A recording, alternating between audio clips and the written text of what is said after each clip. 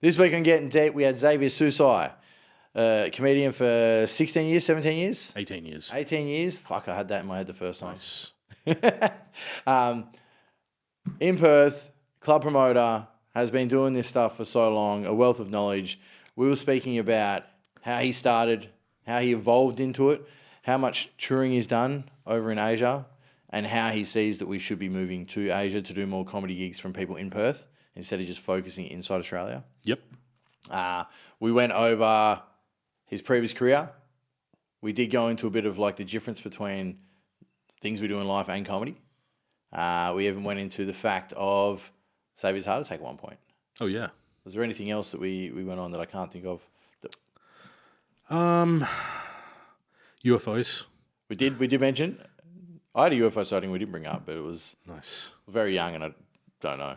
Don't trust myself on it. That's right. I think it. comedy is a journey through getting old. That's also Yes. another one that we covered off. Yeah, we definitely focused on like the process of it as opposed to just like the outcome and what's involved inside it and outside of it. Yep. That's it. Listen.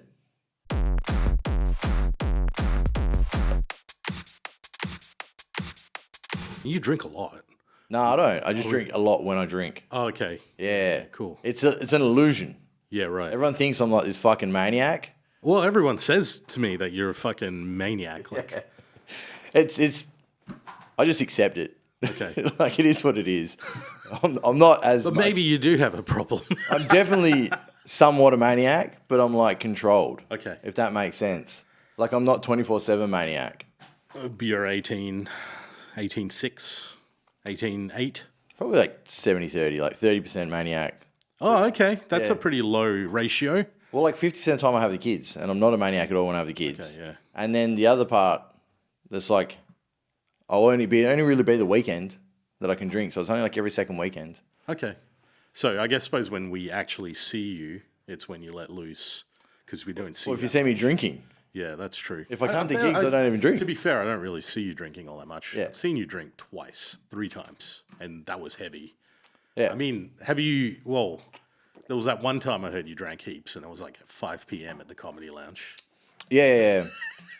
Yeah. I'm like, did you start drinking at midday? Or No, I started drinking the night before. fucking hell. Yeah. So I like hadn't I slept. don't know how people do it, man. Honestly. Compulsive binge drinking. It's It's hard. It's hard on the body. Like I feel pain.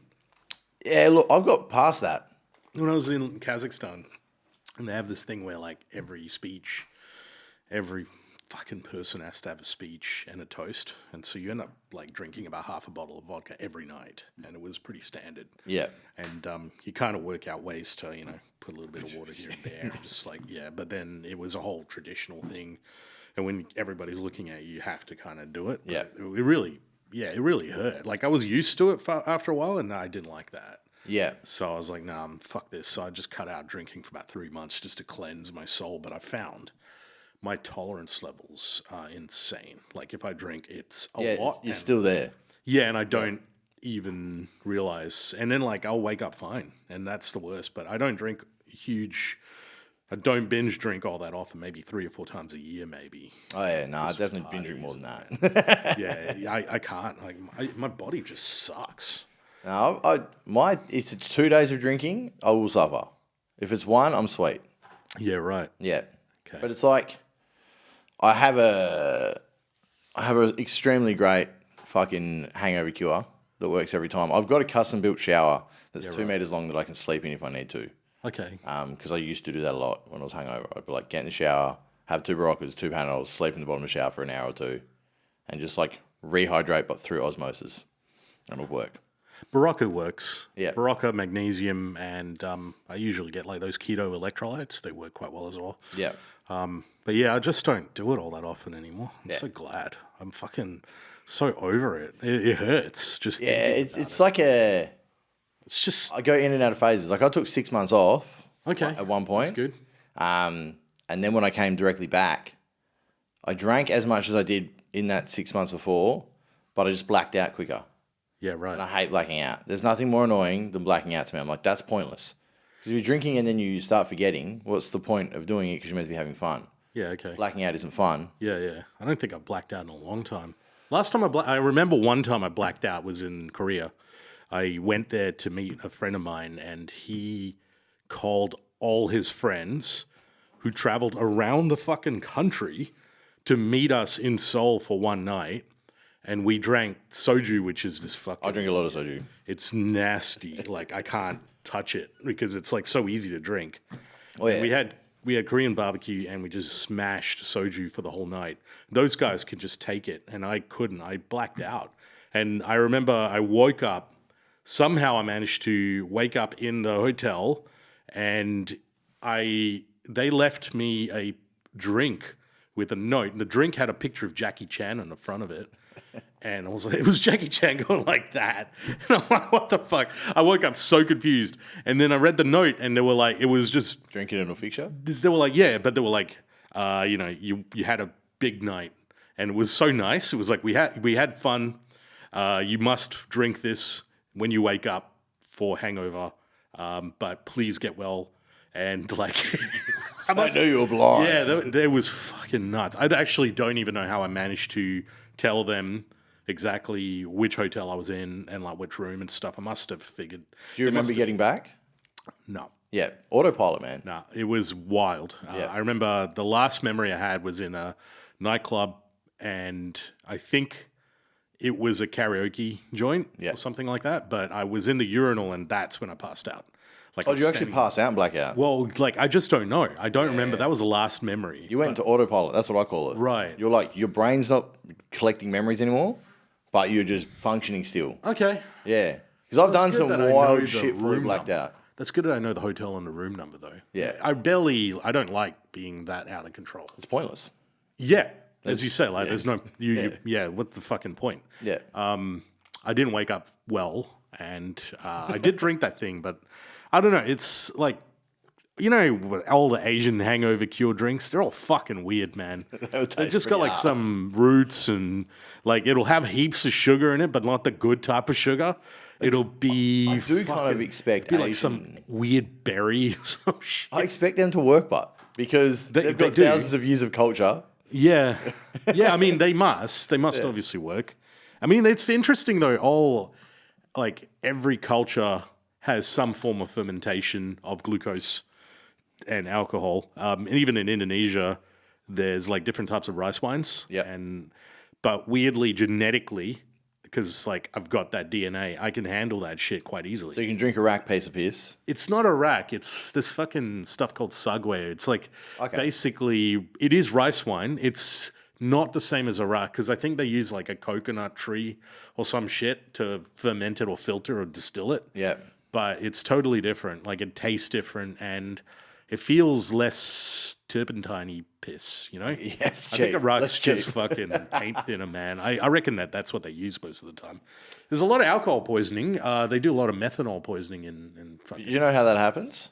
So like when you distill alcohol, the first percentage has got all methanol in it. Right. And if you don't discard that and you mix it in, that's what stays. So if you're distilling yourself and you don't discard the first chunk and the last chunk, there's all fucking excess things that aren't ethanol. Yeah, okay, and they're all different layers, I suppose, different density. Yeah. That sucks. That's crazy. There was this thing I was reading in 2010 because the Indonesians have a couple of Su-27s like they bought from Russia, but they need to hire Russian techs, like maintenance guys. And they went out to this place called Makassar and they drank methanol and got fucked up like completely.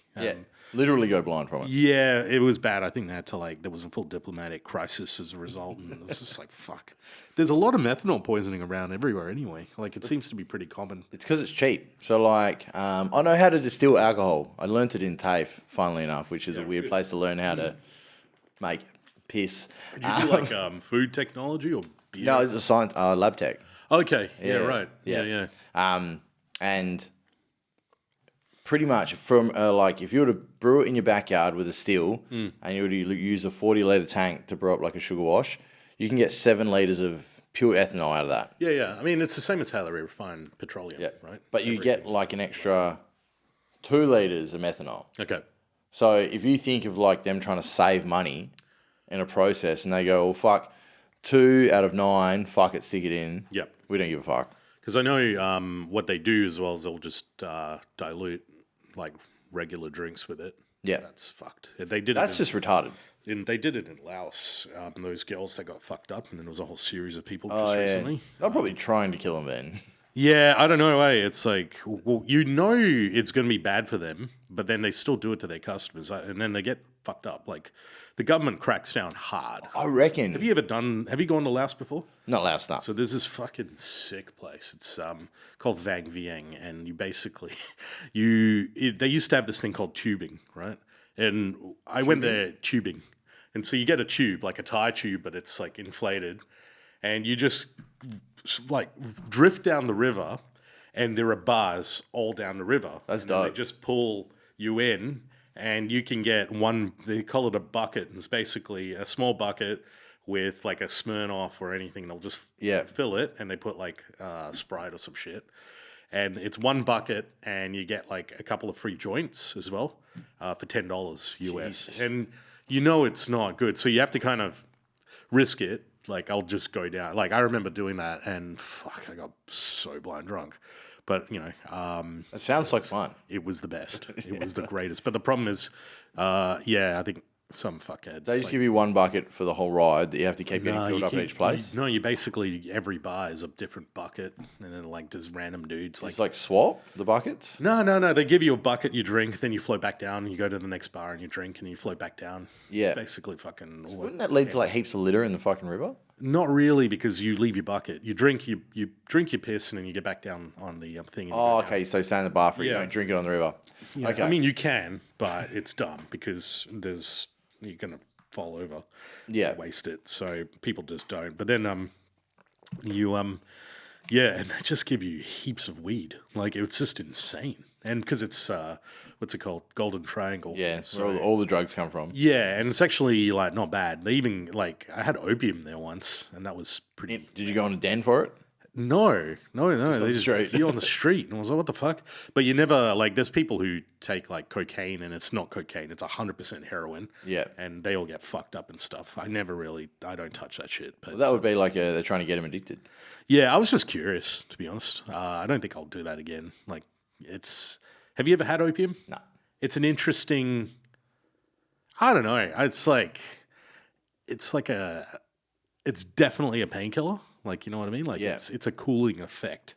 A cooling effect. Yeah, a cooling effect. Okay. Like, you just feel Cold? chilled. Yeah, in your bloodstream kind of thing. And yeah. Sounds painful. But they mix it with weed, basically. You get like a blunt, and they just put like the resin of opium in it. And it's like fucking, yeah. I don't think I'll do that again, though. But it's interesting to try. Yeah. I mean, when in Rome. Yeah, I had a friend of mine. He said he tried ketamine there, and I'm like, what the fuck? And yeah, he got messed up pretty bad. Like, Yeah. I think he ended up breaking up with his girlfriend on that trip because of that. So you gotta be careful, man. I don't know. Yeah, Maybe it was for the better. yeah, Breaking up with it was a good idea. yeah, probably was. Yeah, for her. Yeah, You never know. Sure, exactly. Could have been the best trip ever after that. Yeah. So how's it going anyway? Good. I've got a question that I was going to start with, but we ended up talking about that. Sure. Over 20 years in comedy. Yeah, little under, Little 18. Under? 18, okay. 18. Yep. Why still do it? Good question, man. I go back to the core of it. One, it is like a religion for me. Yep.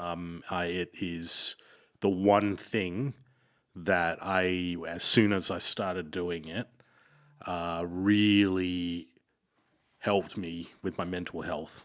And I started when I was like 22, 23. Yep. And like I'm 40 now, like, you know, and it really sealed something for me because I had such a really bad childhood that like it was the thing that was like, oh God, it was like a release.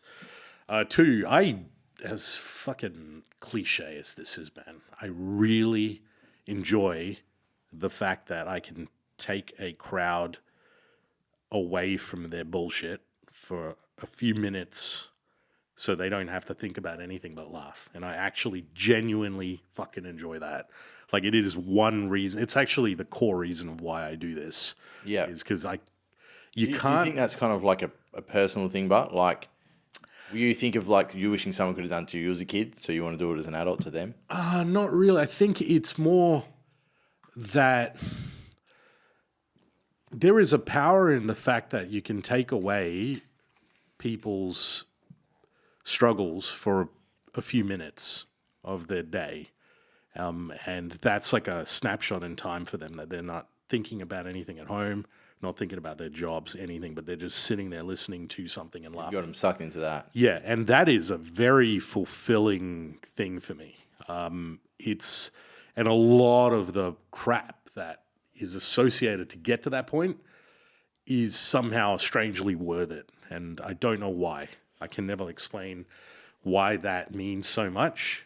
And I honestly don't care for it. I'll just keep doing it until I don't like it anymore. Until you're sick of it. Yeah. Then what do you think about comics like George Carlin and Bill Hicks, where they were like, they weren't really taking people away from it. They were pointing out the ridiculousness of existence.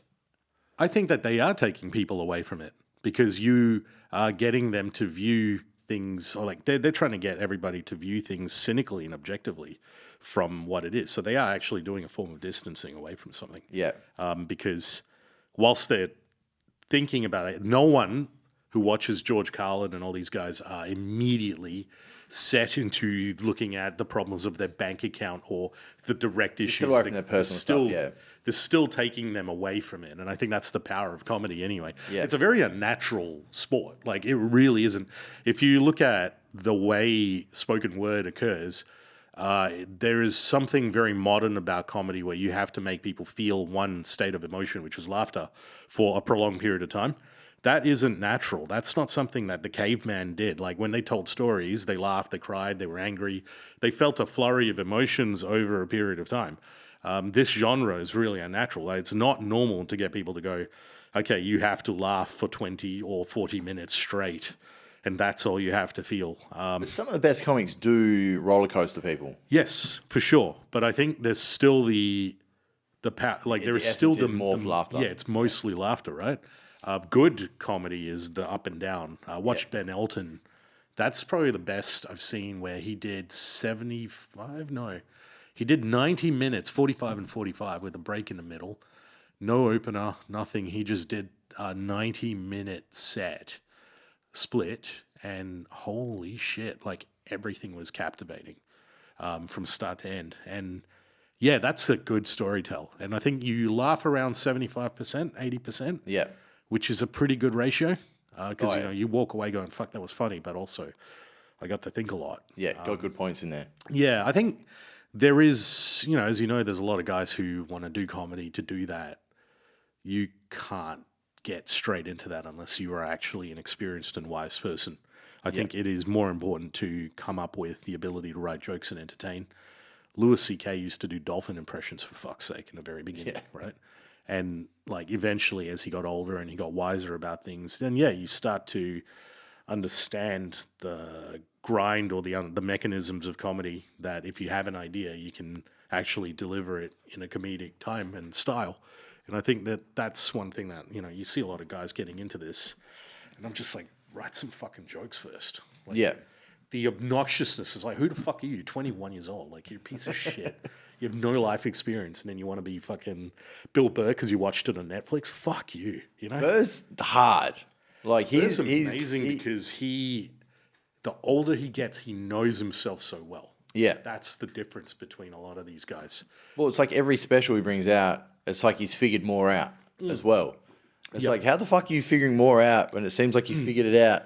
But it's like he's figuring out his evolution as well. So he's changing and explaining the change, I think, and how it happens. And I mean, that probably explains why I like doing this, because you grow with comedy, and comedy grows with you. It's like this is the only profession where you don't fucking retire. Until you are mentally checked out or have dementia, you can keep doing this. There is no end to it. No matter how many people like or dislike you, you can still fucking do it. Like, you will find ways to deliver this art form, right? Yeah. And that's a huge, like, bearing for me. It's like, okay, I never thought like, oh, okay, I need to have a specific age to make it, because making it is also bullshit. There's no real stipulation of that. Like, if you can get a summarily full-time job out of it and you might not accrue the number of followers, but you have good relationships, then you're doing it, right? Yeah. You can be a room runner and have capital and then do gigs whenever you want. There's guys who just build their following online and then they just do theaters. So there's so many ways to skin the cat, which I love. Because in the very beginning when I started, it wasn't like that. You had fuck all opportunities or avenues. When you started, it was still CDs. Yeah, DVDs. Yeah, so 2007, right? So I did like a couple of gigs in 06, but then 2007 was the heavy year. Yeah. And yeah, that was predominantly, I mean, Perth had fuck all people doing comedy, maybe 25 open micers. There were 10 working comics, and now there's 700 open micers and How many 10 of the working 10 comics. are still... The 10 who are still... how many are still in Perth? So Xavier Michaelides has come back. Yep. He was one of the 10. So he pretty much worked doing comedy here.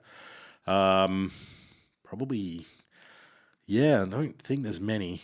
Like, I mean, Wurzel left, and he was kind of the godfather of the comedy circuit in Perth anyway. Yeah.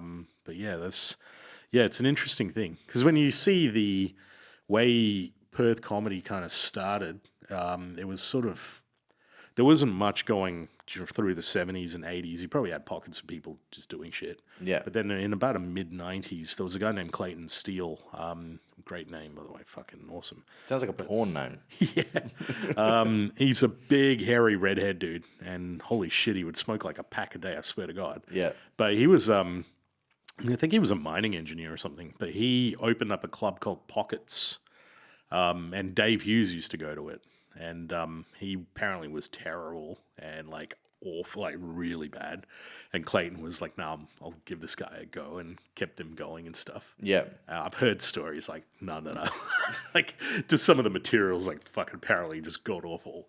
And that's interesting, right? Like you get guys who will find mentors and they eventually kind of get better at it. And then you get guys who just eventually just figure it out and go, okay. But then there's also this area of compromise, like when you get into it, right? Where you go, okay, this is a message I want to do. There's a message I want to do. Eventually you just cut out your own bullshit. Like you realize you've been lying to yourself. Yeah. And what you value the most is actually to entertain people. And you deprioritize certain things and you prioritize certain things and you realize that's going to get you more gigs anyway. Yeah. And a lot of guys will do that eventually when they kind of figure it out. Or they just don't and they just remain horrible. But that was what it was like. It was 95, I think. And then for about 10 years, the club was called Pockets and then there were random ones. There was the Laugh Resort, which kind of has been in and out.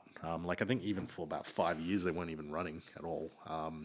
And then there was the Comedy Lounge, which was formed by Wurzel. Yep. And that was in 2000 and till about 2004. I think Johnny bought it off him. Wurzel decided to go become a priest, Anglican priest, and he was in like the deaconship for a while. Preacher? That makes sense. Yeah. That's a consistent change in comedy where people go from one talking role to another. Yeah. He was in that for a little while, and I think then he stepped out. And yeah, I think he went through a divorce and stuff during that time. And then, yeah, there was also the Brisbane Hotel, which this guy named Ollie Raisin, he opened up the room there. And there was improv as well. So there was this kind of, the scene was small enough that you had the acting, the improv, and the comedy was kind of a group. Yeah. And eventually things expanded and it was sort of a split. Like you don't really see or know any of the improv people. No, they're in their own little boat. They're on their little boat, and they've really hit a massive decline. I mean, it's not really as popular as I think. I mean, I also don't really particularly like improv all that much anyway. But I think improv is its own little weird pocket. Like you never really meet people who are like, I fucking love watching improv. yeah, it's not a market. Like Yeah. it's definitely not something that like audiences will go, hey, I'm going to go watch some improv. Like Yeah. it's also generally universally panned on TV and other things like that. You Yeah. know, like name a theme, 9/11, you know, like all that sort of shit where like people know that they kind of shit on them a little bit. Yeah. But you know, some people really like it. The good one is what's it called? The the Big Hoo-Ha. Oh, yeah, I've heard of them. They're pretty good. That's run by Sam Longley, who's Luke Longley's brother. Oh, yeah. From like the From Chicago basketball? Bulls, yeah. Yep. So Sam Longley and Ollie, they kind of ran the Brisbane Hotel Fridays and Saturdays. We got the comedy there on Fridays. And then, there was fuck all. There was not many rooms. Like, interestingly, though, I could get a gig anywhere I wanted to anytime because there was not that many people. It was so easier. It was so much easier. Yeah. Like, that was the crazy thing. I would literally go out and do that Wednesday at the Brass Monkey at 10 p.m. Nearly every week just because I was like, fuck it. Like, and you have to do that. Like, you've got to do as many gigs as possible. Yeah. But you also have to concurrently be self-aware about like where things go up and down and wrong and document it, film it, record it, do something that whether you're taking notes and identify changes because it's madness just to keep doing the same shit and fail over and over again. Quite literally the definition of insane. Definition of insanity. Yeah. And you do see some guys like that, they'll do that. It's like, what the fuck are you doing? But they don't, you have to develop a very objective view of yourself. Yeah. Well, I think you have to look at it from the perspective of the person looking at it. Yeah. Not as the person doing it. Yeah, that's right. You have to be like, all right, what am I hearing the crowd doing? What are they reacting to it? Is that what I intended? Nope. Okay, well, then I've done it wrong. So I've got to get that point to make sense again. It's a fascinating thing to me. I think that's why I like comedy is it's a mystery anyway, because the more I know about it, the less I know about it. And I feel like I'm constantly... the art of making your thought make sense to somebody else. Yes, but it's like such a mysterious form. Like it's not something like I'm a mathematician. I can tell you like objectively how numbers would work. There's logic. It's simple. Yeah, I can model it 1 out. equals 1. There's this kind of a clear definition. And so I think I like it because it's using so many different segments of my brain. And I get to tune out from one and open the other, and that's why it really excites me. But there's so much in comedy that I just don't know about. But it's also super, super subjective. Right. Yeah. But also when you try to, I guess, recreate every gig to the same way, it's never going to work. Like no gig is the same, ever. Well, you have to feel the people out. That's what I've noticed a lot. Is when I watch other people and I watch gigs and I'll be like going, these people don't like that angle. They don't like that thing. So you can be like, cool, what am I doing that's that I can change in real time that's going to help me look better? Yep. Because if you already know you're a bit on the fucking off end, which I know I've got a fucking rough head. So I know they're looking at me going, he's going to fucking talk about stabbing or something. Yeah. I know that's what I look like. So I'm like, how do I fucking get that out?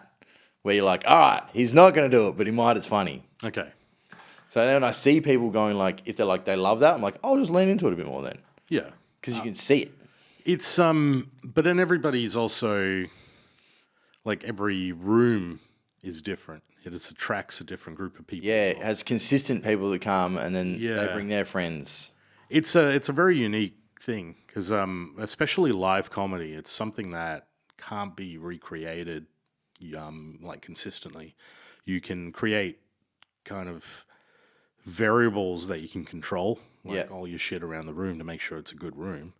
You can draw a crowd in, but then if you have the wrong MC for that show, or you don't have, and that's where experience comes, is that I've done thousands of gigs for me to intuitively know how to adapt and adjust. But even then, if I'm doing like open mic, I'm still going to fuck around and I'm still not going to know how certain jokes will roll. Yeah. The standard like headline or fucking standard working set that I have, I know, but that's like years of crafting it to get to that point. And that's easier to maneuver around because you know it so well. Yeah, you know it well. Yeah. Yeah. And I think that's also a big ticket item with open mic or with any new material is like trying to understand the subject matter and what you're actually trying to allude to. It takes a long time to develop. And this is a change in the industry, is that like we constantly need to promote ourselves because of just the way things are now with that many people. You almost, unfortunately, with the way the internet and social media works, it's more important to be first than good. And so Consistent and first. yeah, that's a big problem because so Chris Wainhouse, great comic, but he's done a joke that I've seen over 10 years that's been slowly samurai'd and honed in till it's perfect. Like it's very, very good. And if he was to be more proactive with promotion, he would have to burn that joke very early and not end up to the 10-year mark of polishing it and refining it for us to see the joke as its best way. And this is something that's missing now in this industry. I used to think you burnt stuff a lot easier than you do. Like I seem to see now that like you can social media shit and it's not truly burnt. Because people are seeing so much crap over and over again. If they see a quick short, if they're not going back and rewatching it 1,000 times over, it doesn't stick. Whereas if you do put it in a special, then it sticks because they're wholly focused on you. But that's how a lot of the guys who develop the special, there's actually a model of how they do it. And like Bill Burr or Carlin used to do this where they're like, okay, I'm going to get my 60 minutes for the year. They plan, so they'll, in the very beginning of the year, they already have 60 minutes from last year, right? And that's when they'll start to work on their thing, and they probably film their special middle of that year. But during the beginning of the year, for the rest of the year, they will do fucking 4 or 5 open mics a night to still get the new, develop the new, and then by the time at the end of the year, they've got new 60 minutes. And there's a lot of time. That's why a lot of the pro comics, like Mark Norman, just wanting to come and do my rooms. Like he messaged me and he was like, "Hey, God told me that you're good and you've got the room and stuff." So I was like, "Sweet," but he will do that like religiously. He's a weapon at it. So yeah, exactly. But also the way his cadence works is that he can do the short game. He does short game comedy. Yeah. So it's not a long story tell, and so it takes him a much quicker turnaround to get the joke out the door for people to pick it up. And then he's also got the topical improv piece that he does as a stand-up where he's like, name a topic, and that's how he actually works it during the theatre shows. He also knows how to save himself when something bombs. Which is the ultimate skill. Yeah, it's the ultimate skill. He knows how to kind of recover. And recovery is just such a huge component of experience that, you don't see many guys that have that ability to do that. And that's touring and that's regularly going through. If you stay in a town and you don't sort of travel a fair bit, you can kind of sink yourself into niche shit as well. That's because you get used to the same crowds. Not really. It's just used to living in the same place where there's the same understanding and there's jokes that are related. Like you could do a suburb joke and everybody knows it and haha and all that sort of thing. Yeah, but it's too local. It's very localized, and which is I find that's useful, but stupid to focus on. Exactly. Yeah, like it's a good. Hey, I know we're in the same boat. This is funny. It's also like you're not actually developing the joke because the joke's been developed in the suburb itself. So it's really using common knowledge. Yeah, using common knowledge. So you're not really crafting a joke, but I actually don't mind it. It's just you have to be very mindful of like going to travel is very important. And that was a big thing for me anyway. I kind of between 2015 to 2020 till COVID basically, I spent most weekends overseas, like doing gigs. Yeah. And so it's perspective elsewhere. Yeah, it was also mainly just because like I didn't even know what was going on in the Perth scene, like for that 5-year period. It was crazy actually. I've come to think about it. I had no idea who's who, and I also, but when I kind of came back to it, was about COVID and I couldn't travel anymore. Yeah. And it's stuck, so you're like, fuck. I looked around, I was like, fuck, there's some of these people are children and they're actually menace. Like they're just not doing the right thing. They're not professional. And it was a bit of a shit show. And so I had a good chat with Johnny from Comedy Lounge because, we've been mates for a long time. And I just said, hey, like I'm going to start doing some open mic gigs and start running shit because I'm going mental, not being able to travel. And so about 2020, just during that lockdown period, I was deciding like, this is what I'll do. And I really value comedy. And, it was interesting because we in Perth, I don't know, were you living in Perth during the lockdown? Yep. Time? We had it good compared to everywhere else. Like, Melbourne couldn't even go out for a year. I went to Melbourne to see my friends for a birthday at the end of May 2021. Yeah. The flight over, they announced that there was one case over there. And I was like, it's one case. It'll be fine. Yeah, and then everybody had to go Day back. 2, 7 cases. Day 3, full lockdown. We were in Melbourne, in a hotel, locked down. And I was like, what a fucking waste of a holiday. Yeah. And then it was hard to get back. Yeah. Like, we couldn't, we had 4 flights cancelled. And we're like, we can't get a fucking flight. Crazy, isn't it? Yeah. We nearly hired a car.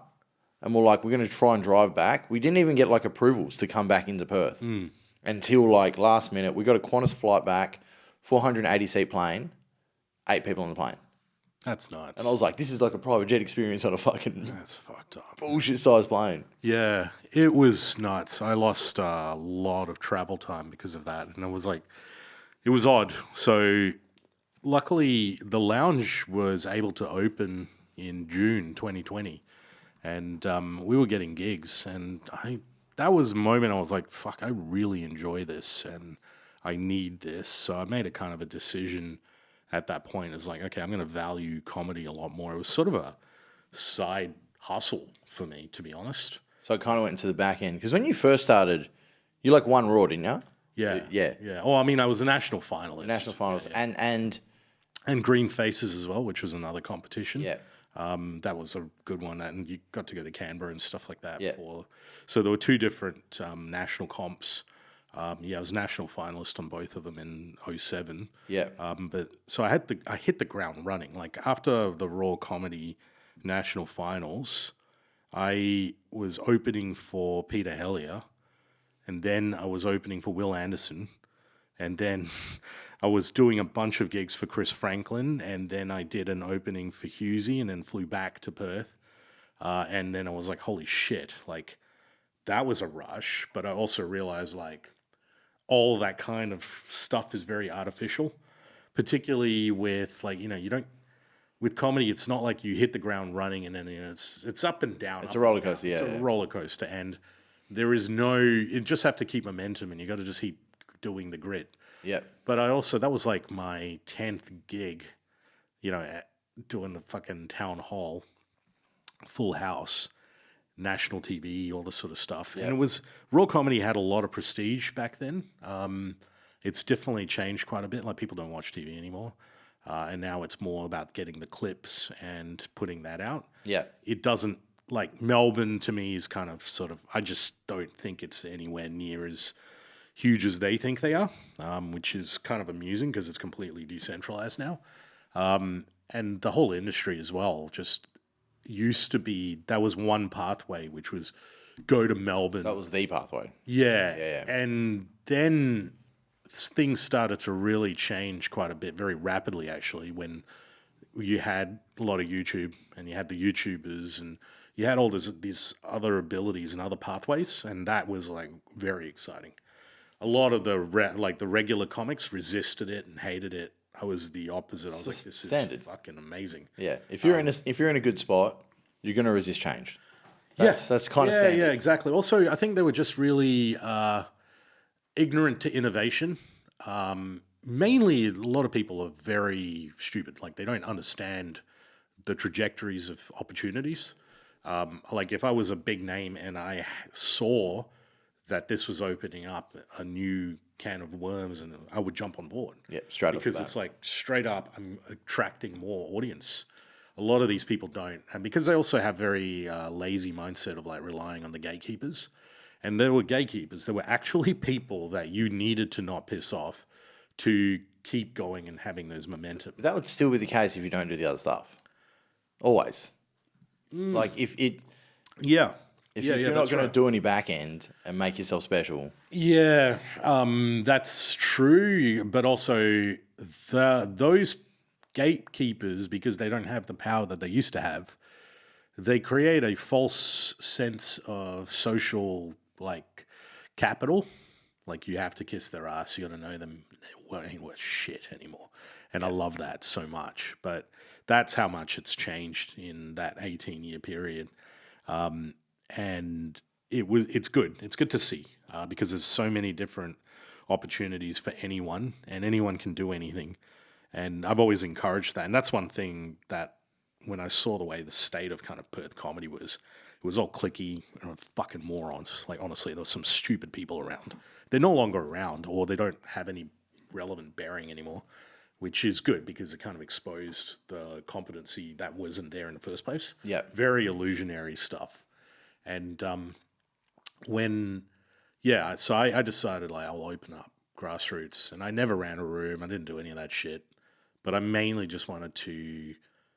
I'm big on environment and creating. If I can't leave the country and travel and do any of my shit, I really just go, I'm going to create the environment that I like. Yeah. So I just did that. I just went to town and I worked on it.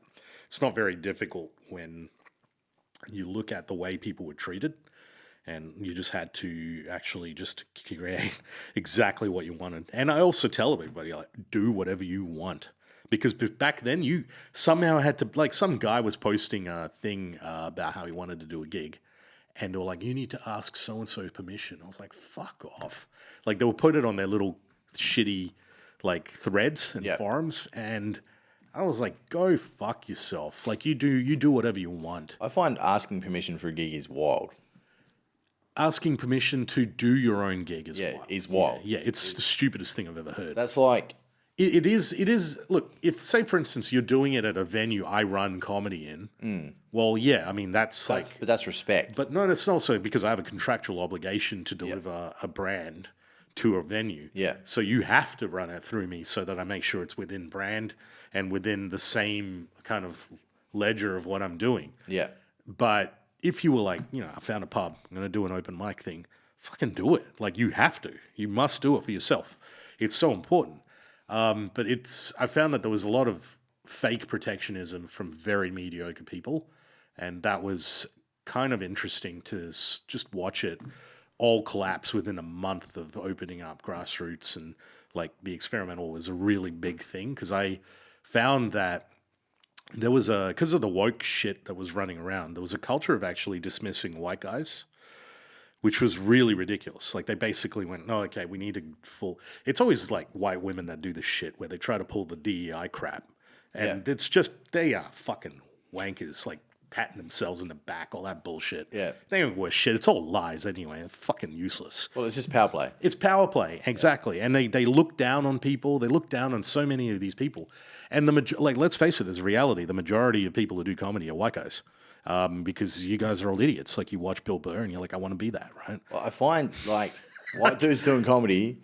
White dudes doing comedy is white just dudes do a lot of everything inevitable. because they've got nothing else to do. Yeah, pretty much. I mean, like, chicks can be occupied so much easier because it's easy for them to have boyfriends, to have things that are easily done for them. White dudes, it's like, you've got to do everything. It's always I don't know. I just think that there's a lost sense of fulfillment in thinking, because you're no longer leaders like you used to. I think that's what it is. Like, white dudes lost their leadership thing, and their dads were all like, son, we used to lead the world. All never in that direct language, but it was definitely a thing that they all thought they were an authority on stuff. And comedy is kind of the last bastion because, A, you don't need an instrument. There's no prerequisites. And all the fucking lunatic white dudes do it, right? Yeah. Like, they all get into it and they're fucked in the head. And don't you find that with most comedians on a whole are fucked in the head somewhat? Yeah, generally I think it's definitely a breeding ground for people that don't belong anywhere else, for sure. Because I kind of see for sure comedy and skateboarding really similar, right? And skateboarders are more skilled than comics, though. Honestly, well, there is no dexterity in some of these dickheads. It's the process of skating, right? So, like, I used to call skateboarding a broke kid's sport for broken kids. Right. You go out skating, you stack a trick, you eat shit, you get up, you stack a trick, you eat shit, you get up, you stack a trick, you get up. You just keep eating shit until you land the trick. Interesting. And in like comedy, you try a joke, you eat shit, you get off. You're not physically hurt, you might be mentally hurt, but then you get back and do it again. Yeah, I suppose you can also just buy a skateboard and just belong and go and do whatever you want. No. If you're not out there eating shit and skating, you're not going to fit in with skaters. If you're just eating shit out there. Well, if you're just not skating. Yeah, of course. Like, if you're just hanging out, you'll be there for a bit. You'll get exposed. Like, if a comic that's not a comic is just hanging out all the time, but they're never doing gigs, they're not truly going to be like, everyone's going to be like, he's not really a comic. No. You know what I mean? Yeah, It's the same with skating. But there are a lot of people that want to just tick the box and say they're a comic and just belong to it. But they don't truly. No. All I did was I just treated everyone really equally. I was like, okay, I'm gonna just do it by the numbers game. One thing I looked at was how other rooms ran and failed in the past, and I've had enough Learn from experience. other people's mistakes. Yeah, and I've had enough experience knowing what a good gig is. So I actually surprisingly just knew enough, a lot more than I thought I did. So the key for me was just to make sure that like I could mathematically give everybody a really good organized go. And so I still apply and adhere to that. It's not like there's certain people who are working comics or good up and comers that I'll always like, treat and give a little bit more. But then there's always people that like no one's forgotten. And they'll eventually get a gig. Yeah. To that extent, that's probably why community-wise it was more of a success, because no one was marginalized unless they were fuckheads. Like I basically cut out the cancer from like the ecosystem, and everyone's happy. Like you go to any of the shows, you know what I mean? Like people are pretty chill. You're not going to go and leave the room feeling like shit a little bit, or fucking some Debbie Downer has just been a piece of shit and like ruined your night. You know, like you feel good. Like you don't have anything hanging out. You know what I mean? You're not frustrated when you leave. No. And that's like a big ticket item to having a good room. And so I think just replicating that over time has worked quite well. Interestingly, though, I think what I've seen is I could never change the rate of improvement at all. I tried. Like I literally tried different tactics. And the rate of improvement for comics? It's always like if I took any number, whether it's 100 or 1,000, it's always every quarter I would do a review of every act in that list. And it's only a 2.5% improvement rate. And that definition is being that someone's either gone from 5 minutes to 10 minutes or has improved one step forward. So I did it by the numbers game. Like if I'm going to have to do this, I gain more from having more people registered. So like now it's, I'm goaling for 1,000 people, and then at least I have 25 new up and comers every quarter. And I can't change that value. Yeah. So right now it's about 18, and that's a good thing. So I can always see who's improving a little bit. I talk to all the other clubs, well, the good ones anyway, that like will tell me exactly what's going on. There's some that just book their own and that's it, which is fine. But the way it kind of works now, it's pretty fucking united. Like, if you look around in the scene, there's just no politics or anything. It's fuck all. It's actually pretty good. We used to kind of be the cooked cunts in the Australian scene. There's just nothing like that. Yeah. You go to our forums and there's no one debating. Everyone's just getting to work and doing shit. Yeah. And creative projects are interesting. Like, there's a lot of cool stuff. And it's really good. Like, and you get a lot of kind of unified advocacy for things. Like, what's his name? Ronan Freeman. He's doing he's trying to get the funding. Yeah. Which is good. Like, you got to try to get that on the radar. It benefits all of us. Yeah. And there's stuff like that, which is really good because it's not, I mean, obviously there is like personal gain, but it's also just exposing like kind of the gaps in the industry anyway. Yeah. Well, his way of explaining it was really good because he was pointing out stuff like there'll be theatres in like Albany and Esperance and things like that will subsidise the Melbourne roadshow. Yep. But they won't subsidise any Perth roadshows. No. But it's like equal skill comics. Yeah, look, it's a bit complicated. There's actually federal funding and local funding. Yeah. Federal funding itself subsidises like the Melbourne Roadshow, and there's quite a few other ones which the federal government give grant initiatives for, and that is what actually allows them to do the travel. Yeah. Some theatres will subsidise in terms of ticket sales and like compensatory agreements, but that's largely to do with increasing the profile of the theatre. Yeah. There is nothing to be, and let's be realistic, there's nothing to be gained from some of these theatres in their perception of increasing the value of Perth comics. Like, it's not going to increase their value. No. So, like, Albany and Bunbury and shit, they don't care. Like, Yeah. no one cares about local unless you're not from there. Like, it's a thing. Like, Yeah. And in terms of funding and subsidies, like, I've never claimed a cent, like, so far.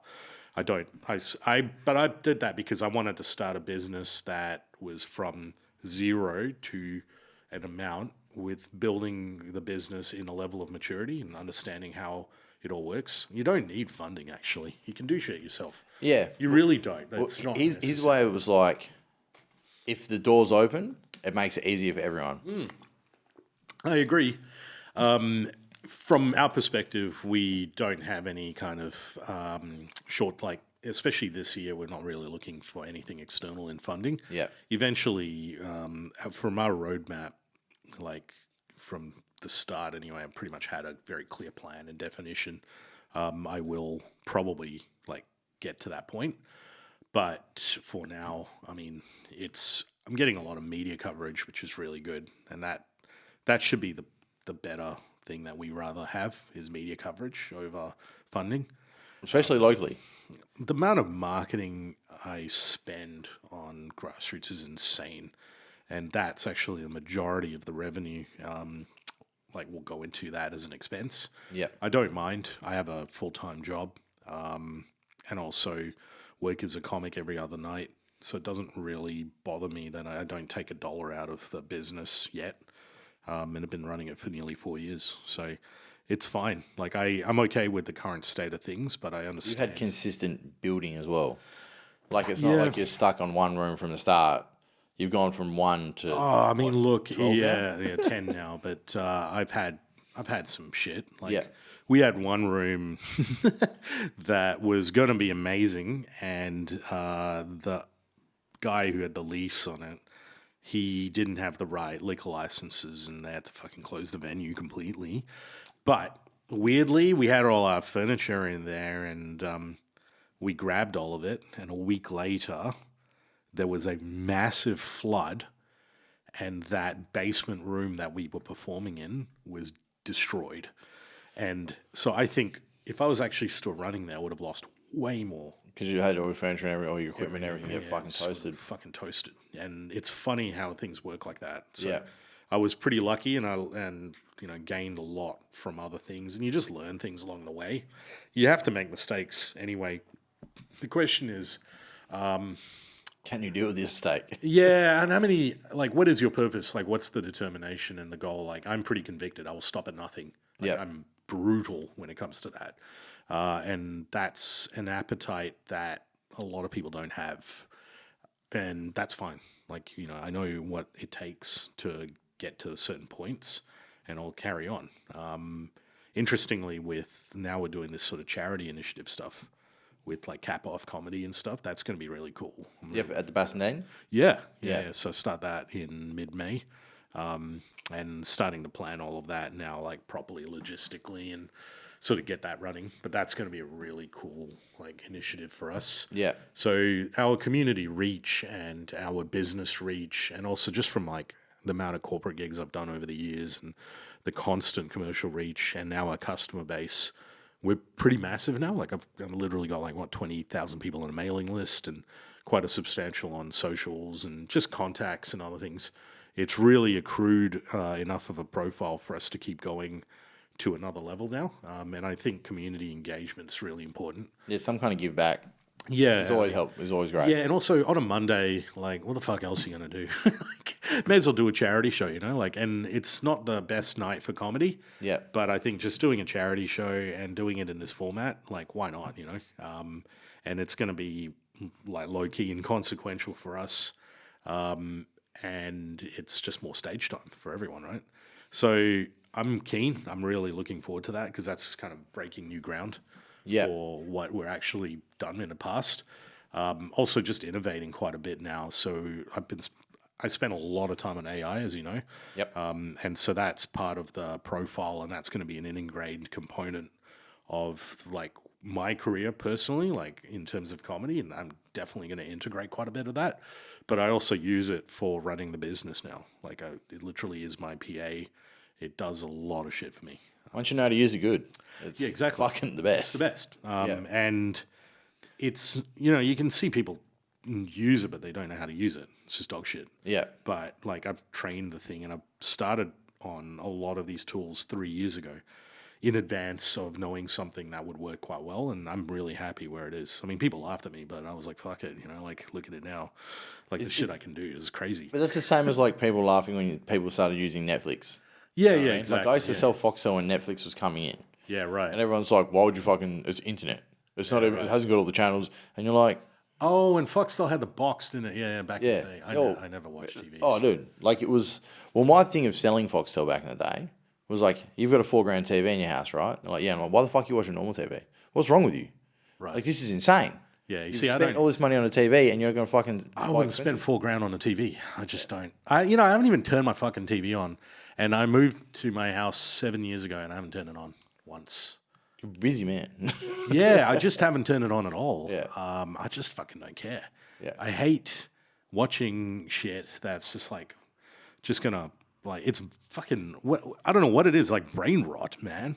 Or like normal TV or just channels. Anything. Like, if I watch something, it's Purposeful. it's purposeful. There's some interesting TV shows around right now, luckily. Like, have you seen Severance and stuff? I haven't watched Severance. I found out about The Rehearsal. Have you heard of this show? Never heard of The Rehearsal. So, do you know who Nathan Fielder is? No. So, he did a show, Nathan is Good For You. And what he started off with, he convinced someone to start a business that was absolutely fucking stupid, but then, like, get involved and do stupid shit with them. The first episode, he went to an ice cream shop and was like, I'm going to get you a new flavor that's going to get everyone in the door. And it was shit-flavored ice cream. And he got cunts lined up down the road to try shit-flavored ice cream. Yeah, okay. And so the business was like, fuck, this has worked, but this is fucked up. And everyone that was eating the ice cream was like, this is disgusting. But Jesus. he still convinced everyone to do it. And the show was just based on him doing How that do in different you businesses. create a shit flavor without using shit? So they'd go through the process on the show. Essence of shit? Like, because that's probably the only artificial flavor I would go for, right? Like food coloring would be brown. Yeah. And then you've got, what is the essence of it? You'd have to use like ammonia or something. I don't even know. They actually like broke down how shit was flavored and then made a flavor based on that. Man, I'm going to have to look this up. It's Nathan For You is one of the fucking most insane shows. Like I was watching, this guy's going to these businesses, convincing them of this shit, and he's deadpan like, yep, this is seriously going to work. And it's insane. But the rehearsal, from what it looks like, is he's convincing everyone to do psyops, but not like obviously not letting it be a psyop, but then paying actors and everything and being like, yeah, we're doing this for the good of the country. And you're like, how the fuck has he got a show where he's explaining to everyone how a psyop's done, paying people to do a psyop, where like he like fake plane crashes and all this kind of shit, and like they're crisis actors. Right. And this is a legit show on HBO, and you're like, how the fuck is Yeah, this I've never kind heard of of this shit before. Yeah, Insane. interesting. Cool. Cool. He's a deadpan comedian kind of guy, Nathan Fielder. Yeah, right. He just does shows like that, and you're like, what the fuck is this? That's crazy. But yes, that. Cool. That's The Rehearsal. The Rehearsal. But Nathan For You, if you haven't seen that, watch that first. Yeah, right. That is. Is The Rehearsal a sequel to Nathan For You? Well, The Rehearsal's new. Right. I think that was only like 2021 or 2022 the first season came out, but season 2 is coming out soon. Yeah, But cool. Nathan For You was like, maybe 2010. Okay. Yeah. And it's just insane. Yeah, right. Never even. Might be hard to get, but it's. I've got a streaming service. I can get everything. It's Yeah. Yeah. Streaming's become very expensive now. It's nuts. Back to Foxtel. Yeah, why? Because this is how it works. They convince you into a new method, then they break it down, and then they sell it in chunks. Because that's what Foxtel started, it was Galaxy. I remember when I was like 10 years old, it was $25 a month. Yep. When I was selling, it was $130 a month. Piracy's probably the way now, anyway. There's Again, a lot of pirate going streaming back. services anyway. Yeah. I mean, most people that I know, like, wouldn't spend money on every single platform anyway. You know? It's pointless. I have one running at a time. Yeah, so you just turn on and off what you need. You're like, I've watched this, my kids have watched what's on it. Yeah. Change, next one. That's cool. Yeah. Yeah. Like it's $15, $20 a month, whatever. Kids are happy when they want to watch something. Yeah. So because you've got kids, you got to have Disney Plus and all that shit as well, don't you? We just rotate through. Okay. Yeah, so Crunchyroll and Amazon is what I'm using at the moment. Yeah, right. Yeah. Amazon is Prime? Yeah. Right, so you just have the Amazon subscription for it. Yeah. Yeah, man, Amazon Prime is amazing now. I use it for purchasing a lot of business stuff. Oh, it's Shit, it's ridiculous. It's crazy. Yeah.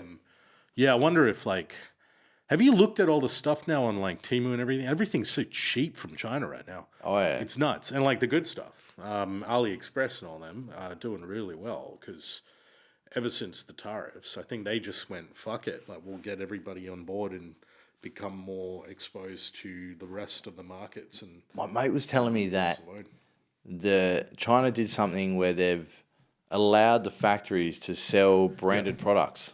Yeah, they did that. So you can buy like a Dyson vacuum for like $20. Yeah, they've got. Well, it's interesting though because it's not. Yes and no. What happens is there are the factories that produce stuff for Dyson under licensing, right? Yeah. And like the term Swiss made or made in Germany, they're all based on like a compliance of like X percentage needs to be assembled in the country for you to be allowed to have that branding and name. I don't know exactly what made in Germany one is, but Swiss made is like 50% needs to be assembled in Switzerland. So the other 50% they assemble in China. Yeah. They will have the goods and all the materials procured there, get built or made to a certain point, and then they ship it out before fully formed. But then what happens is all the knockoff companies and all the companies like watch companies that go, hey, we're going to use the same factory to produce our own goods. They will do them after the priority batches are done. And so these companies will then sweep in and make virtually identical products, but lower branding values, or they might be a bit shitter because they're less quality controlled. But either way, that's how a lot of these availabilities of like subpar markets are coming through. You're relying on the brand for the quality control and the supposed like made in somewhere, but actually it's all coming from China. And so that's what this is. It's a bit more complicated in that, like, yeah, okay, you can get a Gucci bag, but it's not really the Gucci bag. It's just... Well, no, supposedly there was like something that dropped off in the last like week. Right. Where China's like, yeah, you're allowed to expose the factory. Yeah, right, okay. I mean, because I know they went on TikTok and they did a full propaganda thing about it, and it's actually true in certain areas. I don't know about fabrics, but I know about mechanical stuff that's kind of what happens. But either way, I love all the shit I get from China, man. There's this fucking... Everything comes from China. Yeah, exactly. This fucking dumb blender that was selling for $750 from some fucking... like pyramid scheme thing, you know, where those MLM guys that sell shit. And I looked up the engine part, found the company that made it in China, and bought it for like $80.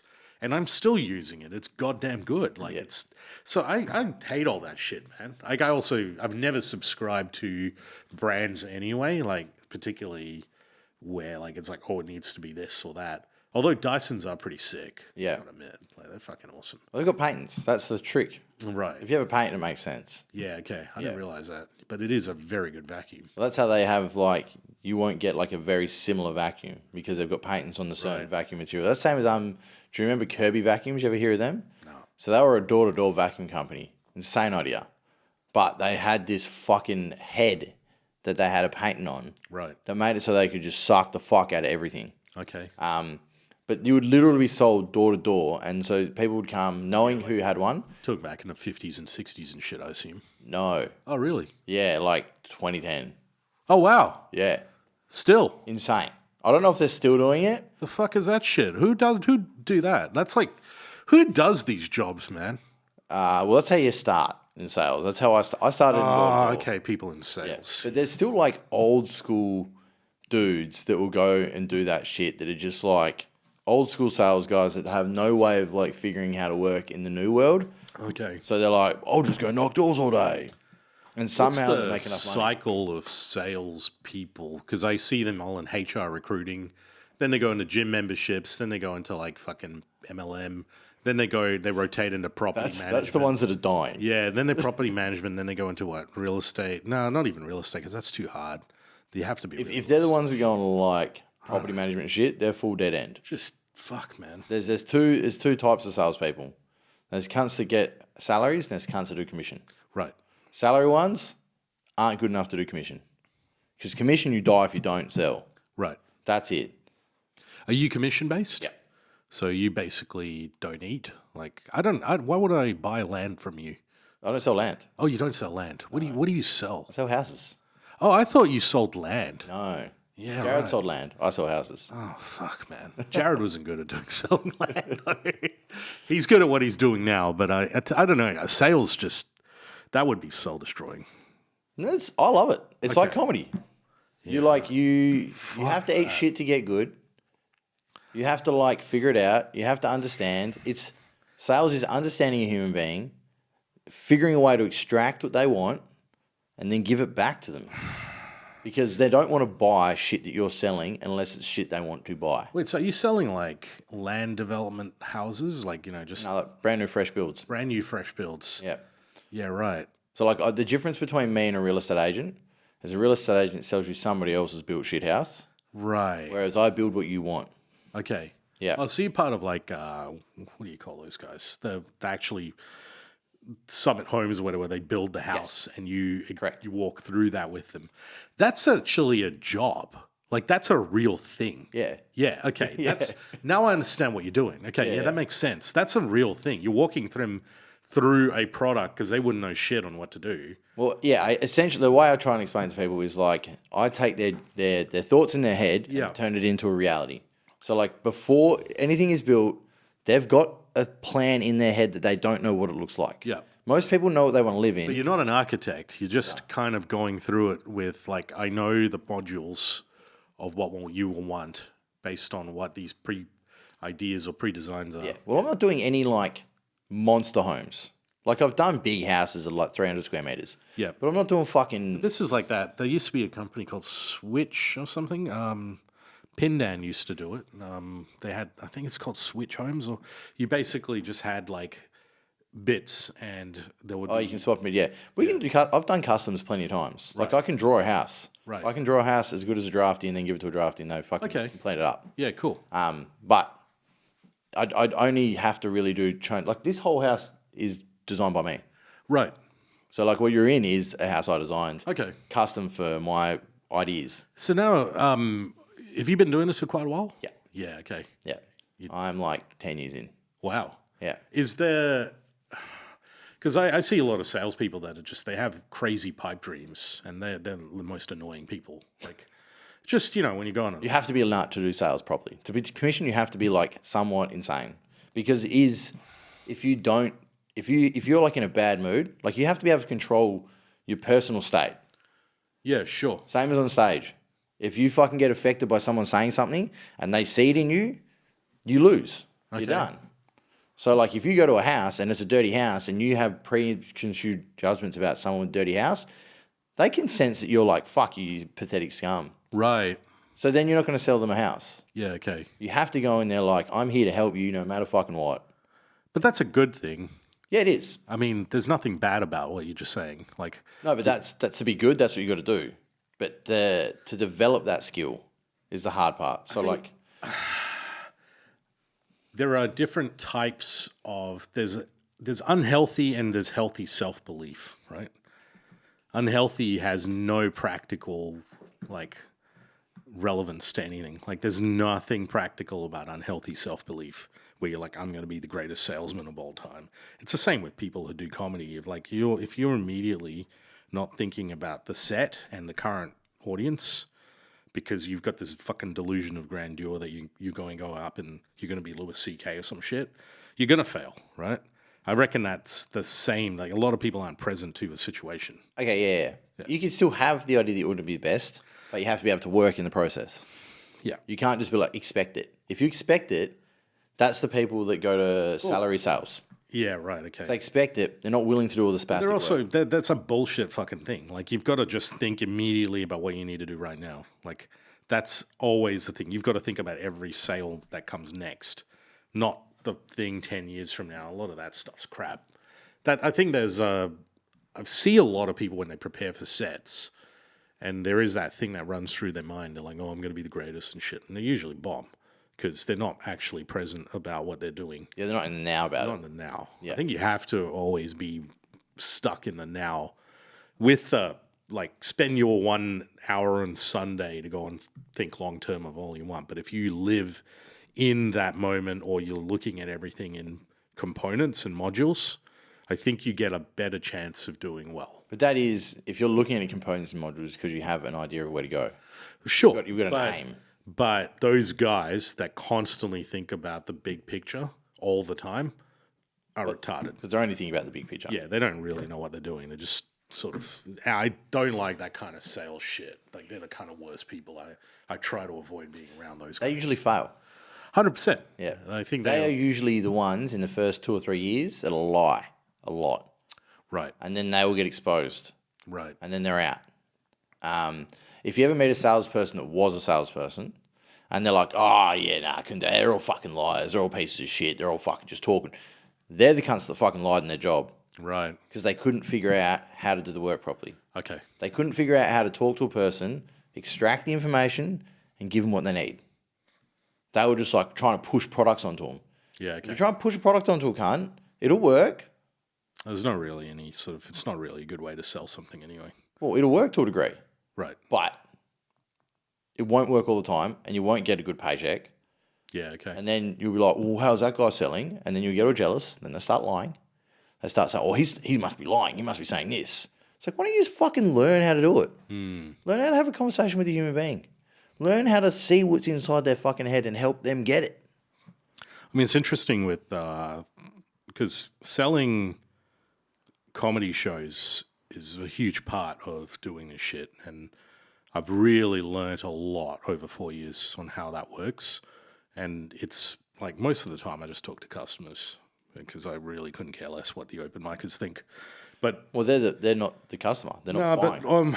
yeah, but there's an obnoxiousness around comics that think it's about them. Definitely. Well, that's the problem with open mics, and that's why a lot of them just fail all the time, is because promoters think it's about themselves, and open micers think it's about themselves. And I'm like, nah, you're a piece of shit. And the train, like, you need to understand that there's nothing. It's you are the sense of entitlement that you see with people thinking like it's about them. I create an environment for a customer to know exactly what they're getting, and you have to... It's a really fine measure because I do know I will trade an idea over any form of profit. That's one thing that I will always be adamant about, particularly in comedy and in open mic in particular. That's why you see me try new shit all the time. But it makes it really difficult, like, because you'll see people that will come in and they've got their 5-minute spot, but they don't value it to the extent, because they think about it purely from the cue.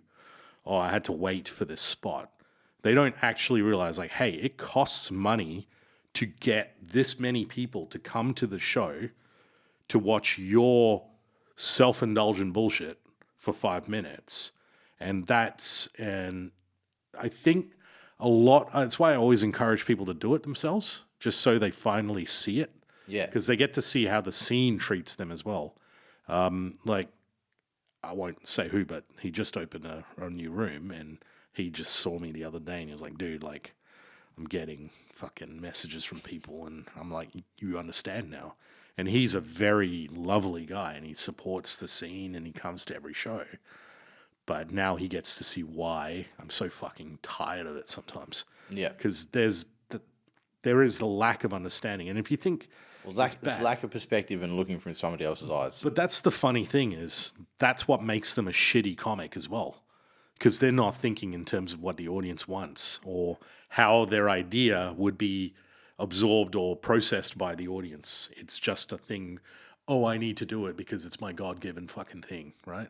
And you see that across fucking either dudes or women with a fucking I need to do this for all women out there kind of bullshit. Yeah. Or you see guys with their fucking bullshit ideas. Like, everyone who gets into comedy, you have to remove your ego, like, so quickly. The quicker you remove your ego from all of this, the more receptive you are to improvement, I reckon. That ego is the enemy in comedy, I reckon. It's ego and everything. Enemy and everything. Yeah, it is a weird thing because you do kind of need it, but then you have to know when to park it for the shit that you're doing right now. Yeah. It's a fascinating thing. I get that there are so many similarities to taking on board like a sales opportunity versus a gig, because they are two things, and don't judge the audience, don't judge the fucking thing. Like, you really do have to actually take it away, separate yourself from that. Well, the job is giving them what they want. Yeah. Right? But if you, like, with comedy, and the difference between sales and comedy, right? The way I look at it is I don't give a fuck what you want. I'll give it to you because you want it. It's yours when it comes to sales. Yep. I'll find out what it is you want and I'll give it to you because that's what you want. My job is to facilitate you making that happen. Yeah, but it's not I don't give a fuck. You have a product to sell, though. You have a specific boundary. You're not going them to sell them fucking McDonald's and then randomly another place is a house. Like, you have a very specific product. This is the problem I have with a lot of people that go into comedy is like, whether you've got some fucking message or you've got a bunch of jokes, you still need to find a way to sell it to these people.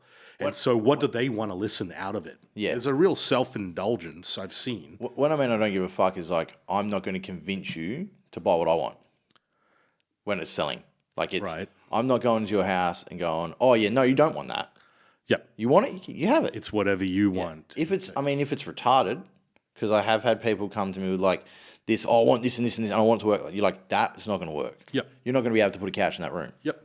That's not going to work. This is how you make it work. But with comedy, I find it's how do I get them to understand the idea I have the way they want it, the way that they can hear it, understand it the way that I think it, Yep. but it's still the same idea I had. Just how do you digest it properly? Yeah, I mean, look, I've seen you struggle on that though. Like, you need to learn how to do that still. But you also have to, like, some of the stuff that you'll say, if you treated it like a sales gig, you can find a way to process an idea that you have, because all you want them to do is laugh, right? Yeah. Like, that's literally that's the transaction. So you'll eventually figure it out. Like, you'll go, okay, yeah, this bit, but it does take time to understand and empathize and also know how the joke works. Like, there's a time spent, and a lot of people don't do that, is to actually spend time writing and processing the joke to the point that an audience member can understand it and take it. That's why the slow process of like, okay, here's my punchline, here's my setup, and it's a fine fight between those two things. How do you create the idea or set up the environment for that punchline to occur? That takes time. Like, that's a real, and because there's so many ways to do it, so many different ideas that come through, I think a lot of people just don't put in as much effort into that as they should. And then they quickly give up on it. Like, they just go, okay, I'm moving on to the next thing. Yeah. It's an interesting thing. Yeah. Well, there's have you seen Mark Norman's From Page to Stage that he's doing? No, I've heard about it. Yeah. Is it a podcast or something? Or? No, so it's got like, there's 2 episodes. The second one's just come out. Right. And it's literally him showing like, this is the process of this joke from start to finish. Yeah, okay. And like seeing people like talking about it in the way. So it's like, people are like, this is it eating shit. This is the idea. I know it's funny. I'm going to figure it out. And then he'll go up and bomb a fucking 1,000 times. Watch him do these like different changes and angles and like to get it where it is funny. And it's like, it's very interesting to watch. I think you see a lot of people who get into comedy. It's like any new skill you learn as an adult. You've got to treat it like you're a kid and have the willingness to fail. Because I think as an adult, you think that like, I'm going to get on a bike and I'm going to be able to ride it even if I've never ridden it before because I'm an adult. Yes. And there is a lot of that shit around. I think there's a maturity in being understanding where you're actually at and going, okay, fuck it, I'm going to do this. I never laugh at anyone who's starting out in comedy and they are terrible at it. I don't condone anyone who's got shitty like actually very hateful ideas that you want to bring on stage, because that's not really a fucking good comedy. It's not comedy, but No. But also like, hateful. bitter people that think that anyone gives a fuck about their problems, all that sort of shit, then I don't care for that. But if you're going up, not telling jokes, just being an asshole, you're not telling jokes. You're not. Yeah. You're not making a point. It's not fucking poetry. It's comedy.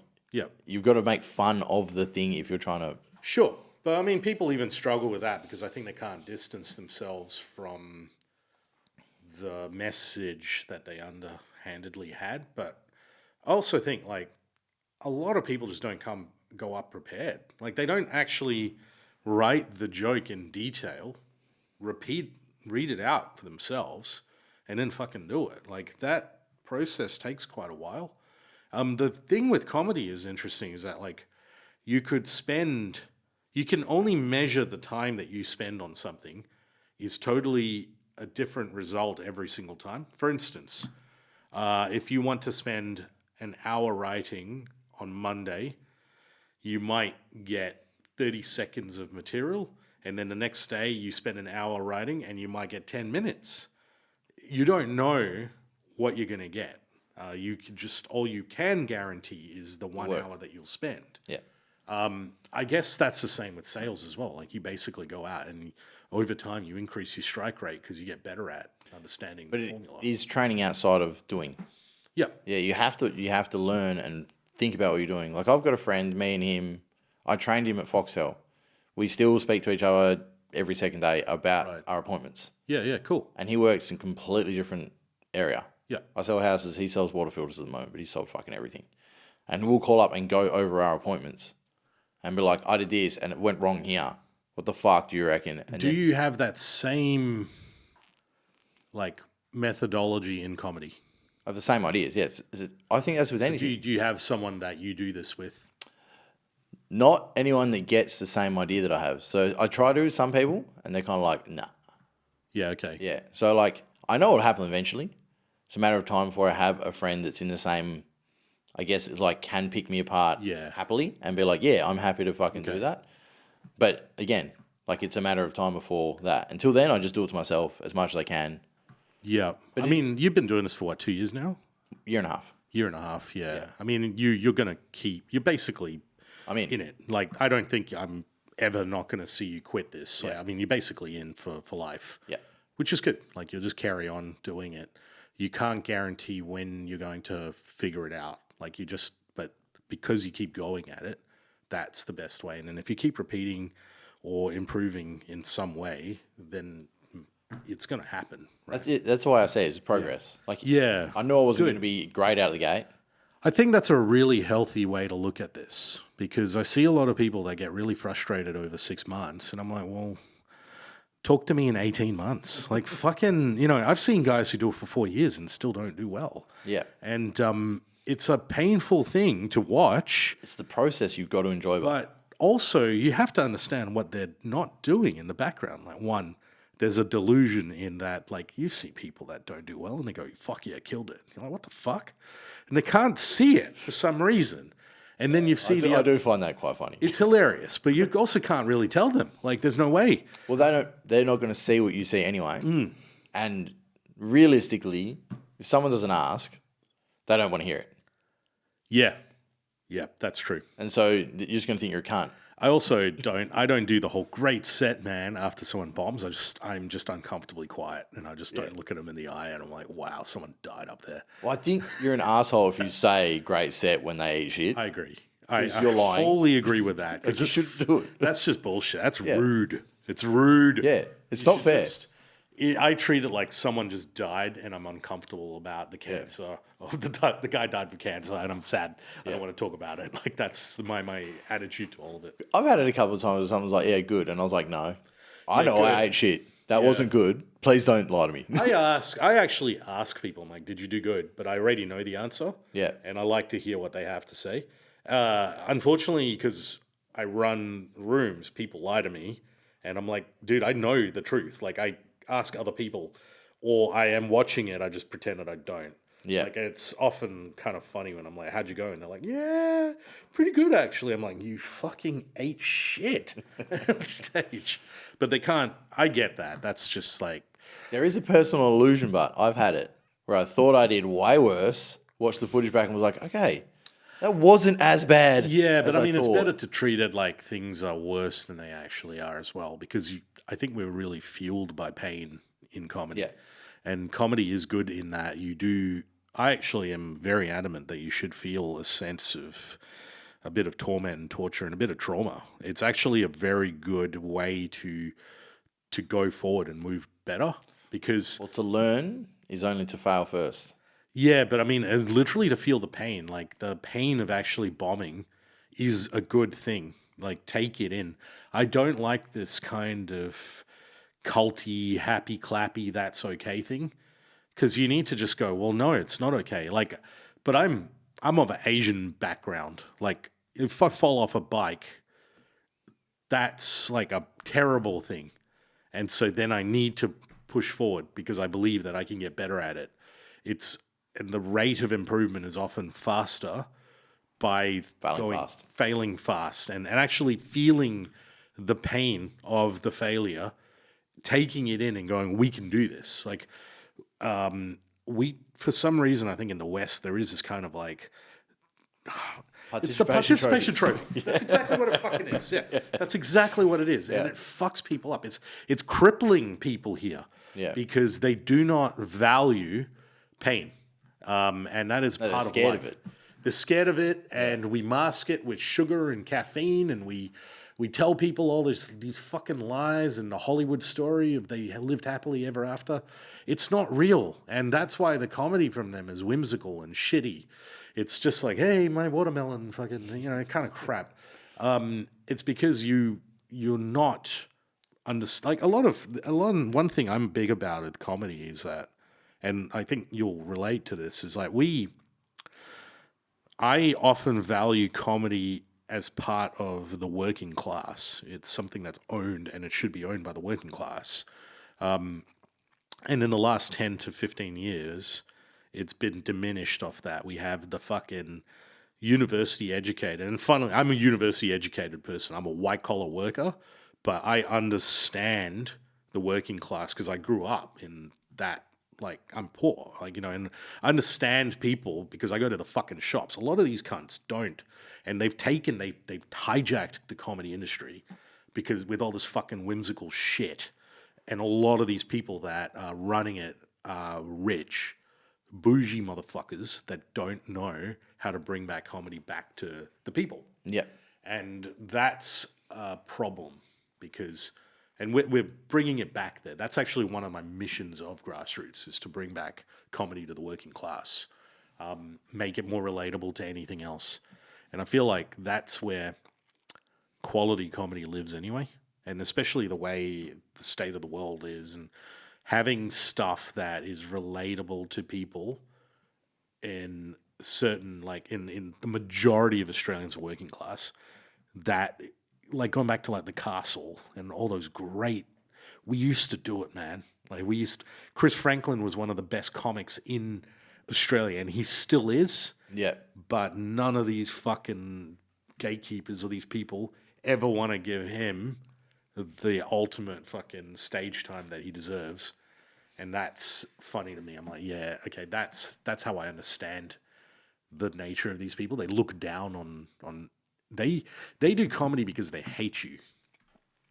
Yeah, it's very obvious. Yeah. Like it's okay, I don't like snob comedy. Snob comedy. There's a lot of that shit around. Yeah, and I don't want to have a bar of that, which is why I love the independence and the power of doing stuff, and the fact that our rooms are full as a result is also good. Yeah, but it also brings in the people that'll get it, like the working class here. I don't think goes to comedy as much. Like tradies aren't really at comedy gigs. Fuck all. No, they are, but they watch it all the time. They're absolutely at our gigs. Like, we have a lot of tradies in our gigs because I know from the emails. Yeah. Like, all of them, because fucking tradies always use their work email for booking gigs.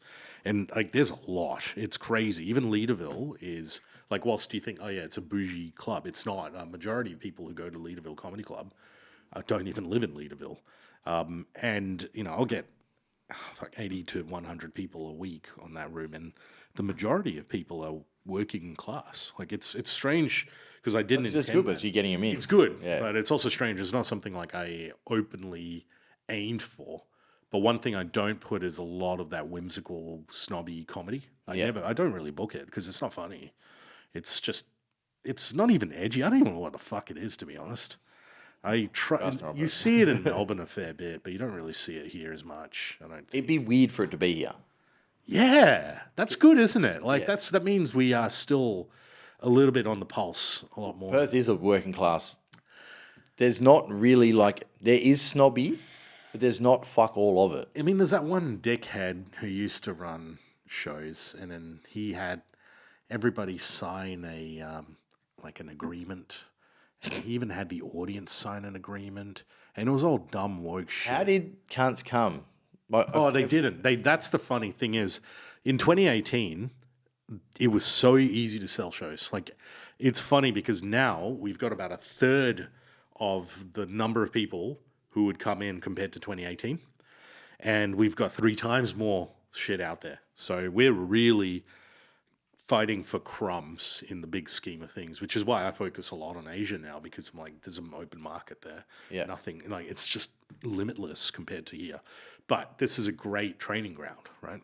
But I do notice that in 2018, when all this fucking woke shit and all these dickheads were trying to run like these kinds of rooms where it was like, and it was all false. Like, they were all the scummiest, fucking predatorial, probably the most evil people I've seen. Yeah. But they were like, oh yeah, here to police things and all this sort of shit. This motherfucker, I won't even name his name, but I think I know such who a it is. twat. But he doesn't exist as much anymore. I think he just fucking floats around, but he probably does 1 or 2 gigs a year. But that guy had he had a fucking an agreement for the audience and an agreement for the performer. It was insane. He made people sign it for his gigs as well, which was hilarious. That is... I wouldn't sign it. I wouldn't even sign it as an audience member. I think I'd be pissed off as an audience member. It didn't even last. I mean, he had the title of it was like the Ministry of Laughter or something equivalent, like real 1984 Orwellian shit. It was so perfect name for this dickhead. And these are kinds of the guys that were around for a little while policing everybody. And, they would immediately look at you and go, no, I'm not going to give you a gig. They would dismiss you. And that's what was really hampering a lot of people coming in. And so I know now that it works well because of the number of people that have signed up. And in fact, I don't celebrate the diversity of our rooms, but we are by far the most diverse in terms of bookings. But I don't give a shit. You know what I mean? Like, I'm not going to go by, I need, fucking some executive white lady going, I need 1 black and 1 Asian person. You fucking snob. Yeah. And, those Hmong cunts are all fucking around, filthy little slimy that's cunts, like... ruining the fucking industries everywhere they touch. Yeah, it's like, what is it? I'm on a board. Like quality of result, not quality of... Yeah, was it equal opportunity versus equal outcome? It's that old Jordan Peterson shit that people love to recite, but it's true. It's actually very true because you do need to give people a go. Yeah. Everyone needs to have a go, but you can't be stepped up. Because you know what that does? It sets a lot of these people to fail. Because what happens is if there's someone who fits a certain DEI representation, but they're not ready yet to get to that point of competency, and you put them out there, they will fall hard and everyone fucks them over. And it's literally the most shittiest thing you can do to that person. The key thing is to just give them the space, let them do it. Some of them will have a chip on their shoulder because they think they're there to fucking represent a whole world, but they're 18. Shut up, you dick. Do your fucking job. That's it. And then eventually they cut out that bullshit and they just get good. And then they just float out of that. And they're in the same caliber of a working comic. And no one blinks or bats an eyelid about their competency. But we are suddenly going back to this predatorial, oh, we need a woman on the show kind of bullshit. It's like, fuck off. Like, stop tokenizing everyone. I think that really set well with me because I'm a brown guy. When I started, it was just me and Dilrook. Like, literally, there was just hardly anybody who was a brown dude. And I would get chucked onto lineups just because of the color of my skin. And I barely talk about ethnicity shit. Like, I'll cover it to an extent. I always believe that you do have to have a little bit of minstrel in your show. But you can't just... It can't be all that. That's not who the fuck I am. I'm a pilot and an engineer. Like, what the fuck else? I can talk about other things. And that's the thing people don't seem to understand is, like, everybody is a complex individual. Yeah. Like, you know, It's if not I just as looked simple at as you, what I say. if I looked at you as just like this fucking Rockingham bogan, I mean, how fucking one-dimensional is that? Like, what a piece of shit I am not to understand things you do. Yeah. I mean, you're a sales guy, so you're still a crap guy. But, you know, fuck you. But... Oh, look, do you know how long it took me to get into sales because of that thought process? Exactly. Like, I same as comedy, right? I did a sales interview when I was 17. I got the job. I did one day on the job with this guy, and I was like, he's a piece of shit. I can't do sales. I'm going to be a piece of shit. So I didn't do it until I was 25. Yeah, interesting. And then when I did it again at 25, I was like, I'm not a piece of shit. How old are you now? Like 26, 27? 26? What? Fuck knows, man. You could be 25 or 35. I have no idea. Or 45. I don't know. I have got this recently. It was quite weird. I've had people call me much younger than I am, and I'm like, what the fuck? Yeah, I genuinely don't know. 37. 37? No shit. So you're nearly my age. That's fucking wild. But you're like a granddad as well. That's fucking, that's wild, man. I love that shit, eh? I've done too much shit. Done too much shit.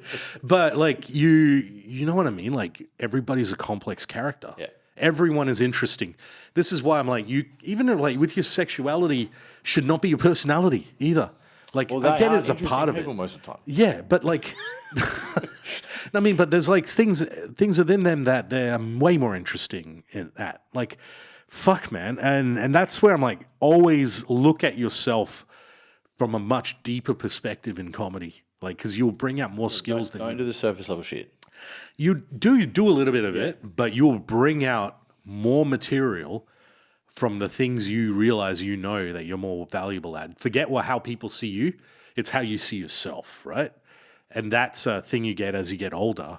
You will develop more material over time because you trust your instincts, your confidence, and your experience, and the complexity of your character and all the different dimensions and facets. Yeah. Being a dad, dealing with, you know, customers of this certain caliber, this podcast, like there's all these interesting things that you do. And then there's also the wild testicle shit that you can do. And Testicle. Foreskin. testicle. Foreskin shit. Oh, that's right. Yeah, fuck. I wiped that from my memory. But It'll come back. do your listeners know about That's Yeah. fucking awesome. They know about it. I mean, you see, this is great because I don't judge, but that was fucking extraordinary. I still can't get over it, eh? It is. It's a. I've never a seen little bit of a anybody mind do blower. it. Yeah, I just never seen anybody do it. I tried to show it to people, but they were like, no, I would rather not. But it's also not something I learned from somebody else. See, that's amazing. Like, you basically pushed the boundaries of humanity. I mean, you know, it's like, what's that guy who ran the 6-minute mile or whatever? The 5-minute mile? Yeah. I don't know the name. But yeah. Push the barriers, my friend, of humanity by putting 2 ping pong balls into your foreskin. It was just it was an evolution of weird tricks, you know? I used to do a lot of like shit to gross cunts out. Because I was like, I wanted to be this weird loon. The problem is the weird loon has stuck. So cunts know that I'm a loon, but I was way worse when I was younger. Oh, I'm sure. So, I mean, you just like what's the goal anyway? 3 ping pong balls? No, I used to try 3. It's not happening. 3 is too Okay. hard. 2 is like I do that and I've just got it now. It's in the pocket. It's done. I'll like Will you use other I've done other shit heaps of times. will you use other things like, you know, or like will you try something with your anus, for instance? No. What about the gooch or Nah. There's nothing you can do with the gooch. It's just a fucking piece of skin. Yeah, true. I've hung out with like nutcase dudes. Like I know this one dude who would like shove a Mars bar up his ass and like come out and be like "Ugh," and shit a Mars bar out in front of people and be like, guess- "Oh, that cunt," and you're like, "No." I guess that is what shit flavored ice cream would taste like. Yeah, but it's just fun. Like I've hung out with loons that do wild shit, Yeah, right. and some of it you're like, "That's fucked." Like, why are you doing that? But I'm not sticking shit in my ass to put on stage. That's weird. The Yeah, Dick it's Trick one, bit- it's I don't know. specific. The anus is something I think people should just protect with all costs, not have it out there too much. Yeah, it's I was in a music festival one time in France, right? Hellfest, great place. But then, like Jeff and I, my mate, we were there in the camping grounds, and we were talking to the French police who were there. They were undercover, but they decided they're gonna have fun at the festival, so they all rotate. They'll have like 7 days where they are there. 6 of it they will be on patrol, and the one day they'll actually have a good time. fuck. And so you would see them in pockets, like friends and groups and stuff. And this one time they were all wasted. And yeah, I saw a lot of French police butthole in that time. Yeah, And I was like, there is no need for this. yeah. That's a. I mean, I've done it. Don't get me wrong. I have.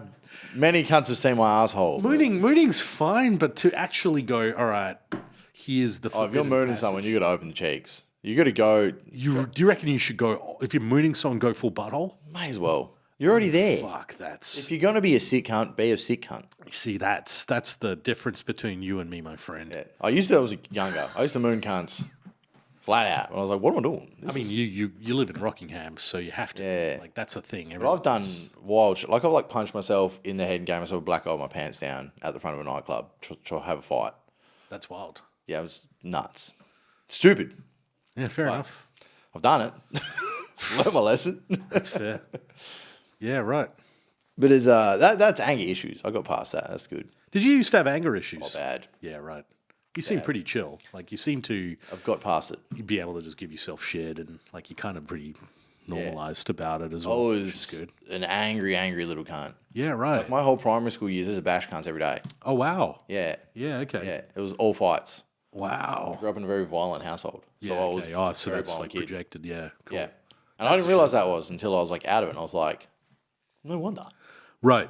Did you sort of figure it out yourself, like self-realization? Yeah, that's good. Yeah, cool. Because I had like a short fuse. And I didn't like it. But you have to not like it to get past it. Yeah, yeah. And then I kind of like figured some shit out and was like, I need to just not care about And it's this not shit. your identity as well when it's no longer and you just separate yourself from it. Yeah. It's a good feeling because you kind of go, okay, drift away, like now this is who I am. And you transition to that pretty much good for like the role model figure as well to other people around you. Like your kids aren't going to be violent as a result. Yeah, well, I always had the thing is like I would never want to be the people I grew up with. Yeah, yeah, that's cool. It's like I was like, but then this is a problem I've had, and I think I've figured it out, but I don't know if I have yet. Is I didn't want to be the parents I grew up with, Right. but I wanted my kids to somehow learn what I learnt without doing what happened to me. Sure. And I was like, how the fuck do I emulate that? Like, it's not like I can't just be like, here's what sucked. I think valuing what's valuable. So instead of going, okay, look at violence and other things about treating kindness and using the alternates Yeah. and putting more emphasis on the good stuff. So that would be seen as very horrific. Yeah. And that way it's no longer, instead of saying, don't be racist, be kind to black people or whatever. Yeah. You know what I mean? Like it's the opposite thing. And I think that always works. I think it's education is what I figured. Yeah, Like if I yeah, sure. explain to you why I do this, and I show you I tell you the backstory. Like I went through this, so I don't want to do this. Yep. And I think this will help you understand why I don't do it and why you shouldn't do it. Yeah, cool. And then we can It's move what's it like raising kids these days as well, like with mobile phones and social media and all the bullshit and stuff. How old are your kids? So the 2 elder stepkids are 20 and 18 now. Okay, yeah. The 3 youngest ones are 11, 8 and 9. Right, so they haven't hit that point yet where they Well, I've been through phones, right? So the eldest is a girl, and we had a couple of fucking problems with phones. Yeah, right. Because I'm like a bit of a paranoid cunt, so I would always be like, nah, there's something sus going on. Yeah, sure. She had an iPod, and somehow managed to find a fucking messaging app on an iPod that was hidden inside another app. At 11. Crazy, man. At 11. That's fucked. And I was like, there's something going on that iPod. Like, I know, I just fucking know. Yeah, but good. my ex was like, no, it's fine. You're being paranoid. And I was like, nah. And eventually we found it. Right. And then you see shit and you're like, fuck. Yeah, right. Are This they is insane. kids messaging each other at 11? Yeah. That's fucked. It's wild. But like, you also kind of can't stop it. So like my eldest now, 11, has a phone. And I gave him the Spider-Man speech. With great power comes great responsibility. Yeah, sure. Yeah. I was like, this is the only way I can understand this. Yeah. And I was like, because I don't want to tell him that porn exists. Because then he's going to look at it. Yep. Right? But I do want him, if he finds it, to not be like, boah, fucking bleh, and just go nuts on it. Yeah, sure. So I was like, you've got to remember, everything can be good. But too much of a good thing is a bad thing. Yep. And he's like, that doesn't make any fucking sense. And I was like, Coke tastes great. But if I drink 4 liters of Coke a day, I'm going to get dehydrated and fuck myself up. Yep. And he's like, oh, okay, I guess that makes sense. And I was like, Yeah, sure. Same happens with the phone and the internet. You now have access to the world. Can you, I suppose you may as well just make them responsible for it and go, okay, you can't use it for more than half an hour a day or something. He doesn't use it fuck all. He uses it to message his friends to go, like, play games. That's best. And I don't have any tablets here. Like, I don't think tablets and games are any good. I fucking hate them because they're like brain dead games, like Roblox and shit. Yep. You're just repetitive cycle crap. Yep. If they play games, it's all on consoles, on TVs. Okay. I can see it all. It's all there. Yep. That's pretty good. Yeah, yeah. okay. That's interesting. Yeah. Because I just hate like phone games. If you see me playing a phone game, assume I'm depressed and probably ask me if I'm okay. Right. Because I think they're just so brain dead. Yeah, I don't think I've actually played a phone game. If you ever see me doing it, I'm genuinely depressed. Is I've it figured that out. shit that comes in ads and then like, you know, when you're like scrolling and then sometimes there's like this fucking Yeah. dumb thing that needs to shoot guns through a bridge. yeah. And you're like, what the fuck is this? It's really simple, just like pointless, repetitive shit. Yeah, right. But it's like, because I'm a fucking gamer nerd, that I'll get sucked into it, but it's because I'm like chasing, escaping something. Yeah. And I find the trap. I see when I'm playing phone games, I'm like, oh. See, I used to do a lot of mods on old games when I was like, because I got really stuck into the internet when I was 14. And this is 1997, right? Yeah. So this is going back a while. But put it this way, the head of IONET, Michael Malone, came to install the internet in my computer in 1997. Jeez. That's how old, like that's how fucking ancient I was when I started it. But I got really stuck into it hard. There was a game called Quake. I know Quake back in the day, yeah. And I would play the shit out of that. And actually, me and a few of these guys came up with this clan called the Fire and Ice Clan. And I was actually talking to the boys about it last night. But I recall one time Joe Rogan entered the server because he was a massive Quake nerd, player, yeah. right? And that was like the community. It was crazy because he had some fucking insane, like... Had like a full LAN set up in his fucking... Right. Yeah. Like, it was insane. I was like, how are you able to do this? Because we were all on dial-ups and fucking, like, we were in awe of the one guy who had the 56 modem. I had the 33.8, whatever. And I was in awe of, like, the speeds of some of these guys are getting. But, yeah, I would design a lot of the mods. Like, would come back with, like, you know, real cool, like, random bits and, like, share it amongst, you know, the MIRC chats and stuff. Merc, fuck. I forgot about Merc. Merc was the best, man. And like we had ICQ, and that was like the tool that we would chat in high school with it, and then MSN Messenger came after that, yeah. But like all of those things were before you had the algorithms of social media trying Before you had a phone. Yeah, before you had a phone. So you actually literally need to be at some spot to do it, right? Now it's like instant this and that kind of shit. And I think that is what has changed a lot of people's minds a little bit, like brainwashed them a little bit, because I've noticed ADHD is much worse now than it's ever been. Like, and a lot of that has to be either you had a baseline level of ADHD and it's now made worse. I do think people feed into it. I think they're like, I can accept this and I can excuse my shitty behavior. Yes, it's excusing shitty behavior. Yeah. That's what it is. Yeah, for sure. Because like, when I started comedy in 07, like we had headliners that would do 45-minute spots at comedy clubs. That was regular. You do 45 minutes. Now it's 25 at max 20 usually. Like Comedy Lounge is 20. You don't see anybody do 45-minute sets at comedy clubs. It just doesn't happen unless I go regional bush gig. I don't get to do a 45-minute set. I actually do much better on a 45-minute set than I do on a 15. You got them on board. Yeah, and I can do a storytell. I can do all sorts of shit, and it's more. I'll still do the 75 to 80% laughter ratio, but I can still pause and chill and talk shit. So much better in the country because people are way more focused. But there's no way you can do these sorts of things unless you're doing like an hour solo. But even then, man, it's hard to get people The to buy-in. Yeah, the buy-in is tough. Yeah. You have to be so engaged and so, mobile and so animated for that sort of stuff. And that's the phones, man. You also don't see people respond and react to comedy like they used to. My fucking God. Like, I've seen like shows where you did stuff, you get standing ovations, and it was just the applause was unbelievable. Do you think that's a training thing?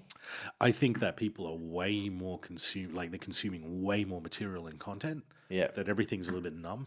It's kind of like jerking off all the time, I guess. Yeah. You're just not. It's not as good. They're too exposed. Yeah, too exposed. And I think that's what's probably caused a lot of the reason why people don't come out as much. There's so many options, and you are more. There's almost a promotion in society now to stay at home, especially since COVID. I think in Perth, yes. I don't know if that's everywhere. Yeah, I definitely here, 100%.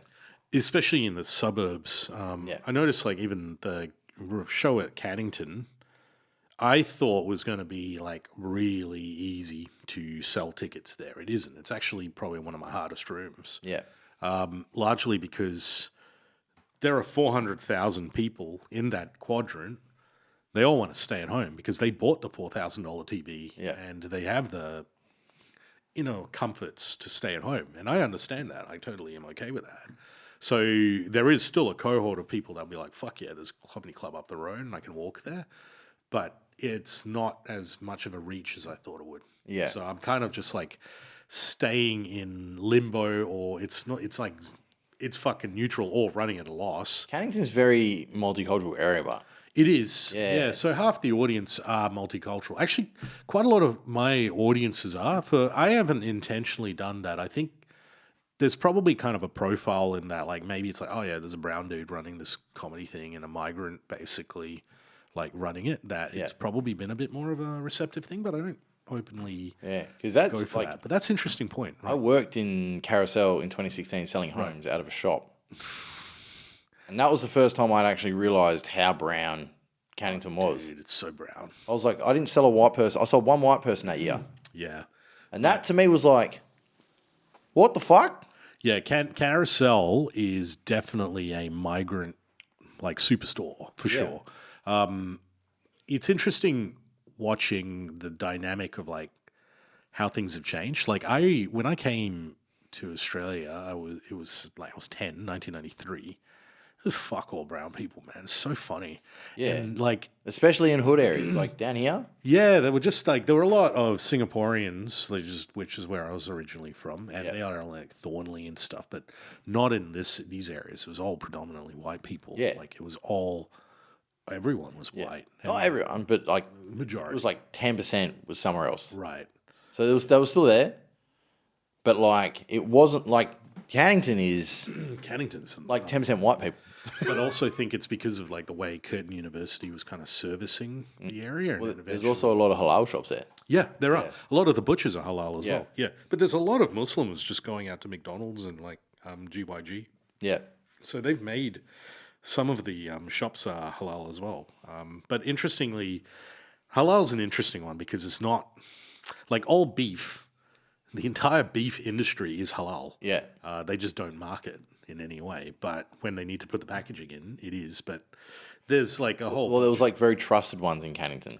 Yeah. Because I had quite a few customers like these, like there was like 5. Yep. They're like, these ones are all here. That's why we all want to live here. And I was It's like, funny because I get like some of the... Like if I'm going to do a recipe, like if I do Moroccan food or if I do like Indian or Pakistani food, I will weirdly go to a halal place to get the lamb.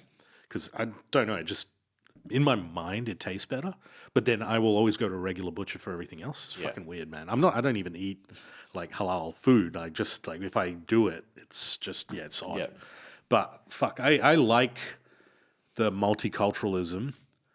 I don't know how though. I think it's a broader discussion, but I think there's just we don't have like you'd probably be able to answer this, but I don't think we have the infrastructure for the number of people coming in.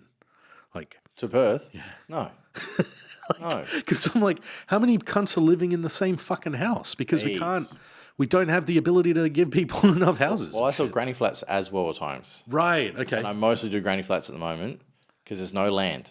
Right. I mean, granny flats to go in the backyard, and 90% of the granny flats I sell are to families moving in together. Fuck, man. It's the parents moving in the backyard or the kids moving in the backyard. Oh God. Yeah. What? This is not a solution to an economy, like at all. I think over east, granny flats are really fucking.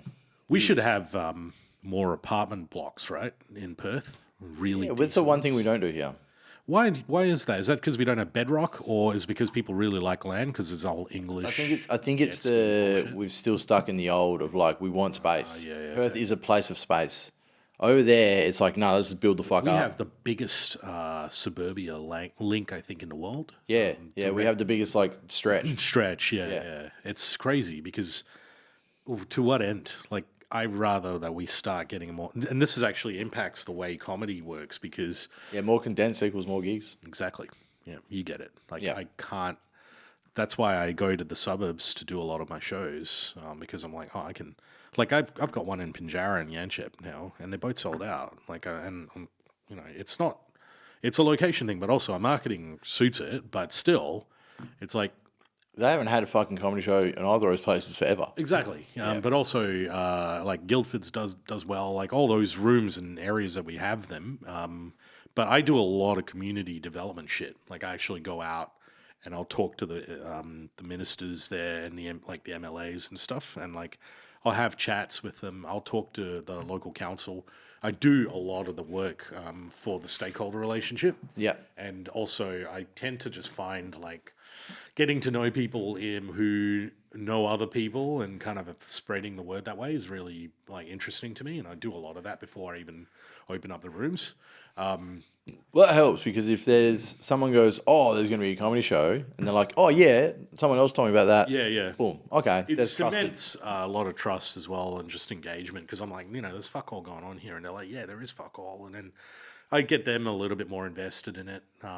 Just to know that they, this is their room as well, and it's a piece of the community and all that sort of stuff. It's important. I think that's one thing that's sort of a bit different in like doing suburban rooms is the people that go out like to actually come out to these shows. Man, they love it. Like they appreciate it. Yeah, because they don't have to go to the city. Exactly. Yeah. Yeah. Which is what we do with Fringe anyway. A lot of our stuff is decentralized. I'm all for decentralizing comedy anyway. Like I really believe in that firmly. Like when you guys did whoever did that room down south in like Encore? Nah, not Encore. That Olmalt. Yeah. That's a good thing. Like getting something out there. Albeit it didn't work, but just find another bar. Well, it was a shed. Did you ever go there? No. It was a shed. Fuck. Okay, now you tell me that. That's hilarious. It was a shed. It was a shed in the industrial area, dude. Still, I mean, like, well, okay, so Jeff Stainton ran the Billabong. This is before you started, but there was At the Brighton? Nah, it's down in fucking, what's it called? Down, South Street. Like, okay, at Freo. Yeah, on the way there. Not Malaga. What's the fucking name of that place around there? Starts with M. Oh, Myreet? I think so, yeah. Yeah. Billabong Brewery was it was DIY brewing kits. But upstairs there's actually like a proper stage and band and everything. And you could he did his Thursday shows there. Fuck all people came, but it was still a great room. Like you still had something going on. And I really want 10 of those. Like, we need more rooms like that. Yeah. Because everybody needs to be just on rotation. Like, I feel bad for guys coming into comedy now with fuck all connections, and and that's the other thing. It's like, oh, people go, Zave doesn't give me a gig. I'm like, hey, I need to see who the fuck you are, because I also want to make sure that from an ecosystem, like, you aren't gonna damage the psyche of people in a room. Yeah. Literally, it's a big thing for me. As you know, like, you just poisoned a well once, and Well, people just don't have a good time. I had a theory when I was in sales, when I first started. Yeah. And we'd have a car, and I was the sales manager at Foxtel for a chunk. So we had 5 seats in the car. One person was negative in that day, fucked our whole day. Right. And we're all commission salesperson. Interesting. So I'd be like, if I was picking you up in the morning, or I spoke to you in the morning before I picked you up, and you sounded like you're in a shitty mood, I'd be like, pull yourself out, don't get in the fucking car. Yeah, cool. Because if you fuck everybody else's heads up, and we all make no sales today, Yep. we're going to kill you at the end of the day. Yeah, exactly. Like, because it's clearly going to start with your bitching. Yep. And it's like, so everyone has to come into the car with a good mood. We go out, we sell. If you get shitty over the day, that's fine because you've had a bad day. Yeah. But if you start bad, don't get in the fucking car. There are a couple of people who are infinitely and perpetually miserable people.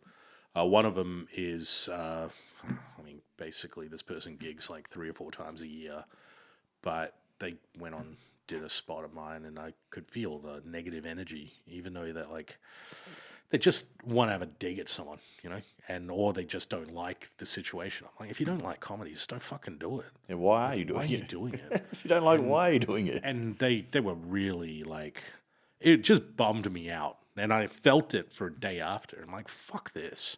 And I made a point that if I'm going to create this environment, it's a place I want to just rock up and everybody's chill.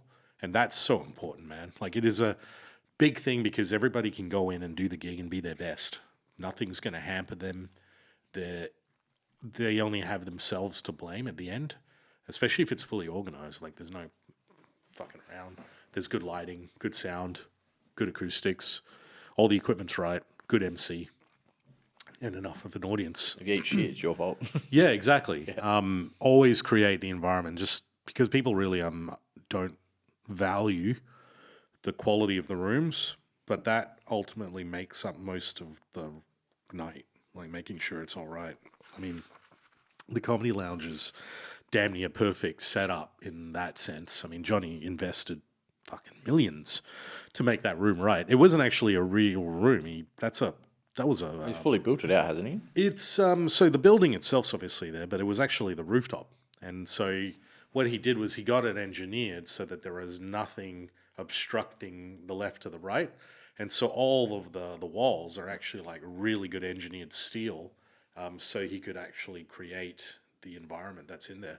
So it's all acoustically sound and properly done. He traveled to check out all the clubs around the world and stuff before he did it. But it was like... Makes sense. It was brutal. I remember because I started through him at the Comedy Lounge in the Hyde Park Hotel in like 2007, and like that was the journey that him and Jane have come to a point is extraordinary. Like, a lot of people would shit on him, and I never would because I knew he was a businessman through and through, but he loved comedy. He loves comedy more than like a lot of people I know.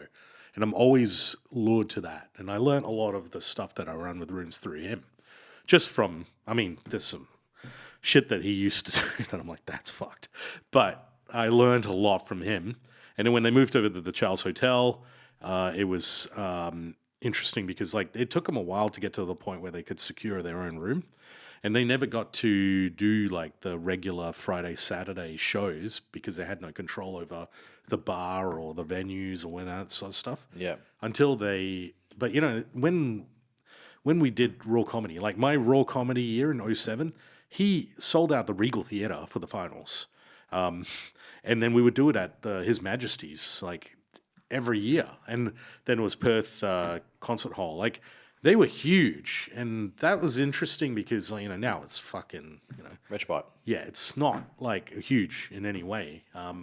So it's funny to see how Raw's kind of lost its prestige, but then it's also interesting to see the Comedy Lounge just take their own thing and do what they do. When he started at the Comedy Lounge, the new one, like the fully built one, man, I know they were losing thousands every week. Like, it was brutal. He had a vision. He had a vision, but also, I think more than anything, you're driven by inspiration or desperation, right? And, you know, why not use both? That's my always perception of everything. I always just go, well, fuck. Like, if those are two tools, I don't believe in the dichotomy as one or the other. It's like, fuck it, let's use both. Yeah. And I think that's the one thing that really set him forward. It was nice to watch. I'm glad that they're doing well. Like, it's really, really good. It's interesting to... I'm glad the lounge exists. Yeah, exactly. I mean, it's great because, like, that is the thing that is, like, premier room, and everyone can point to it. Like, you can go, okay, yeah, that's the place to go. And I'm really lucky to be able to gig there as well. It's, like, nice. But when I started Grassroots, I had no vision to compete with them in any way, and I still don't. I don't have a specific format or type of show that conflicts with anything they do. Like, I purposefully have a room from 6 to 7 to be able to go and gig in any of the rooms if I have to after. Yeah. And I think that's the other thing is I'm probably the only comic who runs rooms, like properly, like proper working comic. Yeah. But that's also changes my way I deal with everything. Because firstly, there's a level of empathy that I do have. Also, if you do my open mics, it's not like an audition. I'm not like some guy going, kid, you got a chance and you can go do my other room. And like some fucking... I don't know why anybody who doesn't do comedy runs rooms. I still can't. That boggles my mind. I'm like, for me, it's like not a means to an end. I'm like, this is infrastructure for me to perform in. I understand why people who don't do comedy run rooms. It makes perfect sense. It's because... It's an ego thing. It's got to be. Well, gotta be I love retarded. this, but I don't think I can do it. As long as they know they don't think he can do it. But I also think that... So that's Johnny's thing. Well, he's like, I started doing it, and he's like... Johnny and I used to tour together in the bush. Yeah. Me and him and Wurzel would go and do country gigs all the time. And it's the funniest thing because I remember all his jokes, and it's like... How do I even explain it? It's like he does a David Tuffley. Oh, yeah? Yeah, it's crazy. It's a British David Tuffley kind of thing, but not Gareth Knight. Because Gareth is literally pretending to be autistic. But like, Yes. like, I don't know. That's unethical. But anyway, it's funny, but it's unethical. But no, Johnny has this kind of anxious whim about him. It's actually quite funny to watch him. I really tried to get him to do a spot at ECC a few years ago. He asked me, and I was like, fuck yeah, like, let's do it. But then he backed out. So I think it's really good that like we have a relationship with the lounge because it's a pathway. Like, it's good that I've seen like guys like Evan, Tarbo, David Hughes, like they all do Grassroots and then they get into the lounge, and that's like quite a decent thing. Albeit that now I have to kind of compete with these guys for spots. I'm also not really like precious about that sort of shit. I will never, as a rule, I will never be that guy. You know what I mean? Like that goes, okay, if you're a good comic, I'm not going to shit on you. I will always stand by that one thing of like, I'll help you. If you if you walk through the door and like you do the work, I will help you. And if you do well and you get more opportunities than me, I'm fine with it. Like, that's on me to do my own thing. Get better. Yeah. So I'm really pedantic about never being that insecure fuckwit. Like I've seen it. Well, that's not getting good. No, it's shutting people down, right? It's Yeah. bringing people down. I never want to be like that. I'm fucking so pedantic about that behavior because I've seen it, and I'm like, I never ever want to be that guy. I never want Grassroots to be like that. I actually always go like, we do this together, and we'll work together, and we work better together anyway as a team. Because comedy's lonely on its own anyway. Like, you're on stage and you die. No one's going to... Well, you do want to go die by yourself after. Fuck this, let me alone. Exactly, yeah. And, like, you don't... and fuck, you have to know that feeling to know that the camaraderie is really important. And you find your own kind of tribes, I notice. Like, you see people kind of drawn to a kind of thing that they do and what they do. And that's good, because that means that if there's enough people in the scene... there's a spread that roams around, and some people will be attracted to one room, and that's what they do. I think you don't improve if you don't broaden your horizons of where you gig. Oh yeah, 100%. So like, you know, the club I'm talking about where people just only gig there and then that's it. Pointless. Then it's like, yeah, it's pointless. And also amongst it, but I see that there are different kind of groups that are like kindergarten, primary school, high school mindsets. And then like, I always feel like we're a university. I really treat it like that. The professionalism, someone might be real rat shit everywhere else, but when they come to perform or behave, they behave very professionally in our rooms, and it's really, I want to keep that way. And that's a good thing because I think that means that people put their best foot forward or they will attempt much harder in like that room than anywhere else. But also, you just have to.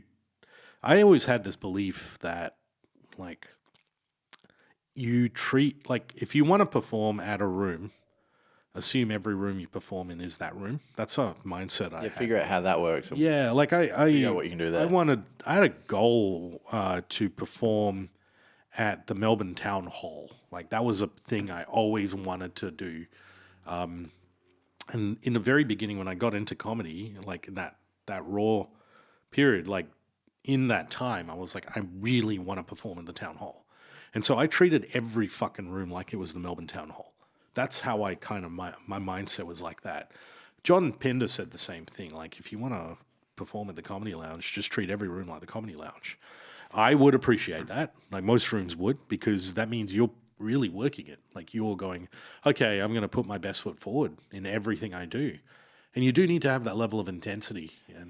How do you find that with like figuring out new jokes? Good point, right? I think that comes to the level of preparedness for it.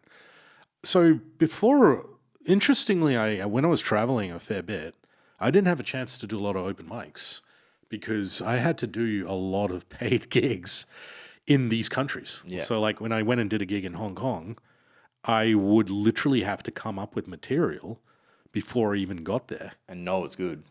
And there's no open mics to test it rapidly. You have to kind of go there for the weekend and do it. So I would actually I slowly accumulated this. This took from 2012 when I started doing overseas gigs to 2020. So that's 8 fucking years, right? Where I literally would have very universal material and slowly I would inject localized jokes or material that like I could expand on. And so as long as I accrued a 20-minute set, I could get away with about 10 minutes worth of crowd work, which is often what I do actually, is because I'll go talk to them. And I have a very specific momentum or methodology for doing that because I get a lot of my corporate gigs are like that because I get to know the companies and I do that quite a bit. So I have a lot of on-ground intel, which allows me to develop the crowd work that I need. And it's not as difficult to do that. Commercially, it's actually kind of a good way. So I always had a 30-minute set, but if I needed to add shit, that took me a while. So when I started, I was doing 10-minute spots support. This guy named Jonathan Atherton would book us and get us out there and stuff, and it was really cool. And we would do like Vietnam, Cambodia, Singapore, Malaysia, and there was a bit of a run. There were quite a lot of clubs that were around at the time, and a lot of hotels, and a lot of companies that would just book in. And so I did a shitload of those, and developing the material, you do it in your set. That's the open mic. That's actually more of the format of the open mic that I was used to. So you don't start with anything new. Yeah, use all old, make sure it works, get them on board. But actually, one revelation I got from all of that, and I always say this to everyone, is like, you got to treat your jokes like children. Like you want the best out of them. So why wouldn't you want to set up your set so that they've trusted you and they're really in for it, that when you do try a new bit, they're actually working? So I always say, like, if you're doing open mic, just fucking start with really old material that works. Get their trust. Take the time. If you are doing 1 minute of new in a 5-minute set where 4 minutes of it is rote, good. Because one, you are helping the room do well, And 2, you are helping that 1 minute do best because those jokes are like children. Like you're going, okay, fuck, I want to try this out. I want the best out of it. That's how you test. And so it's actually better to do a lot more of those than it is to do plain new 5 all the time kind of shit. It's very difficult, and I don't see too many people that do that. There's only one guy. I've got a little methodology that I've got for that. It's funny that you say exactly that because that's what I had in my head. I look at the 3 minute slot, no, the 2.5 minute slot, and the 4 minute slot as my put in the good. Yeah, sure. Put in the yeah, put so in you the know new shit. exactly where you insert it. Yeah. Yeah, because that means I'm sandwiching it between good. The only person I've seen go 80% new, 20% old is David Tuffley. He's the only one that can do it. And even speaking to Mark Norman, when he did our spot, I've seen half of it before, but he told me that's how he does. He basically just goes, okay, I'm going to try out 3 or 4 new jokes every open mic spot, but I'll do 8 old. Yeah. So 8 old, 3 or 4 new, and that's a pretty good ratio. So you do want to do that, but if you have the ability to travel and rotate, you're not doing that to the same audience anyway, so it doesn't really matter. The interesting thing is when you're doing material, you have to kind of work it out there's kind of almost a comedy Fibonacci sequence to it. You go, first thing is the 3 minutes, then the milestone of the 5, then the 7, the 10, then the 12, 15, the 18, the 23, then the 30, and then after that it's the 43 or 40, yeah, something like that. And then after that it's your 1 hour, right?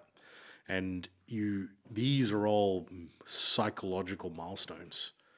What you really should just do is go, okay, well, my first 3 minutes needs to be brilliant. And then you slowly keep doing 5 minutes, for instance, and you add things. It's almost here's a solid, I don't know, it's a solid piece of wax or whatever, and I know I want to make the perfect sphere and make that sphere grow. I'm going to trim away, but I'll keep on adding a little bit more until it slowly grows, because what you're doing is you've got a core, and that core is so important to you because that's the fundamental set of jokes. And if you take away one thing, it's because you shelved it. It's either working, you can pass it, and you just want to add a little bit more to the existing bowl.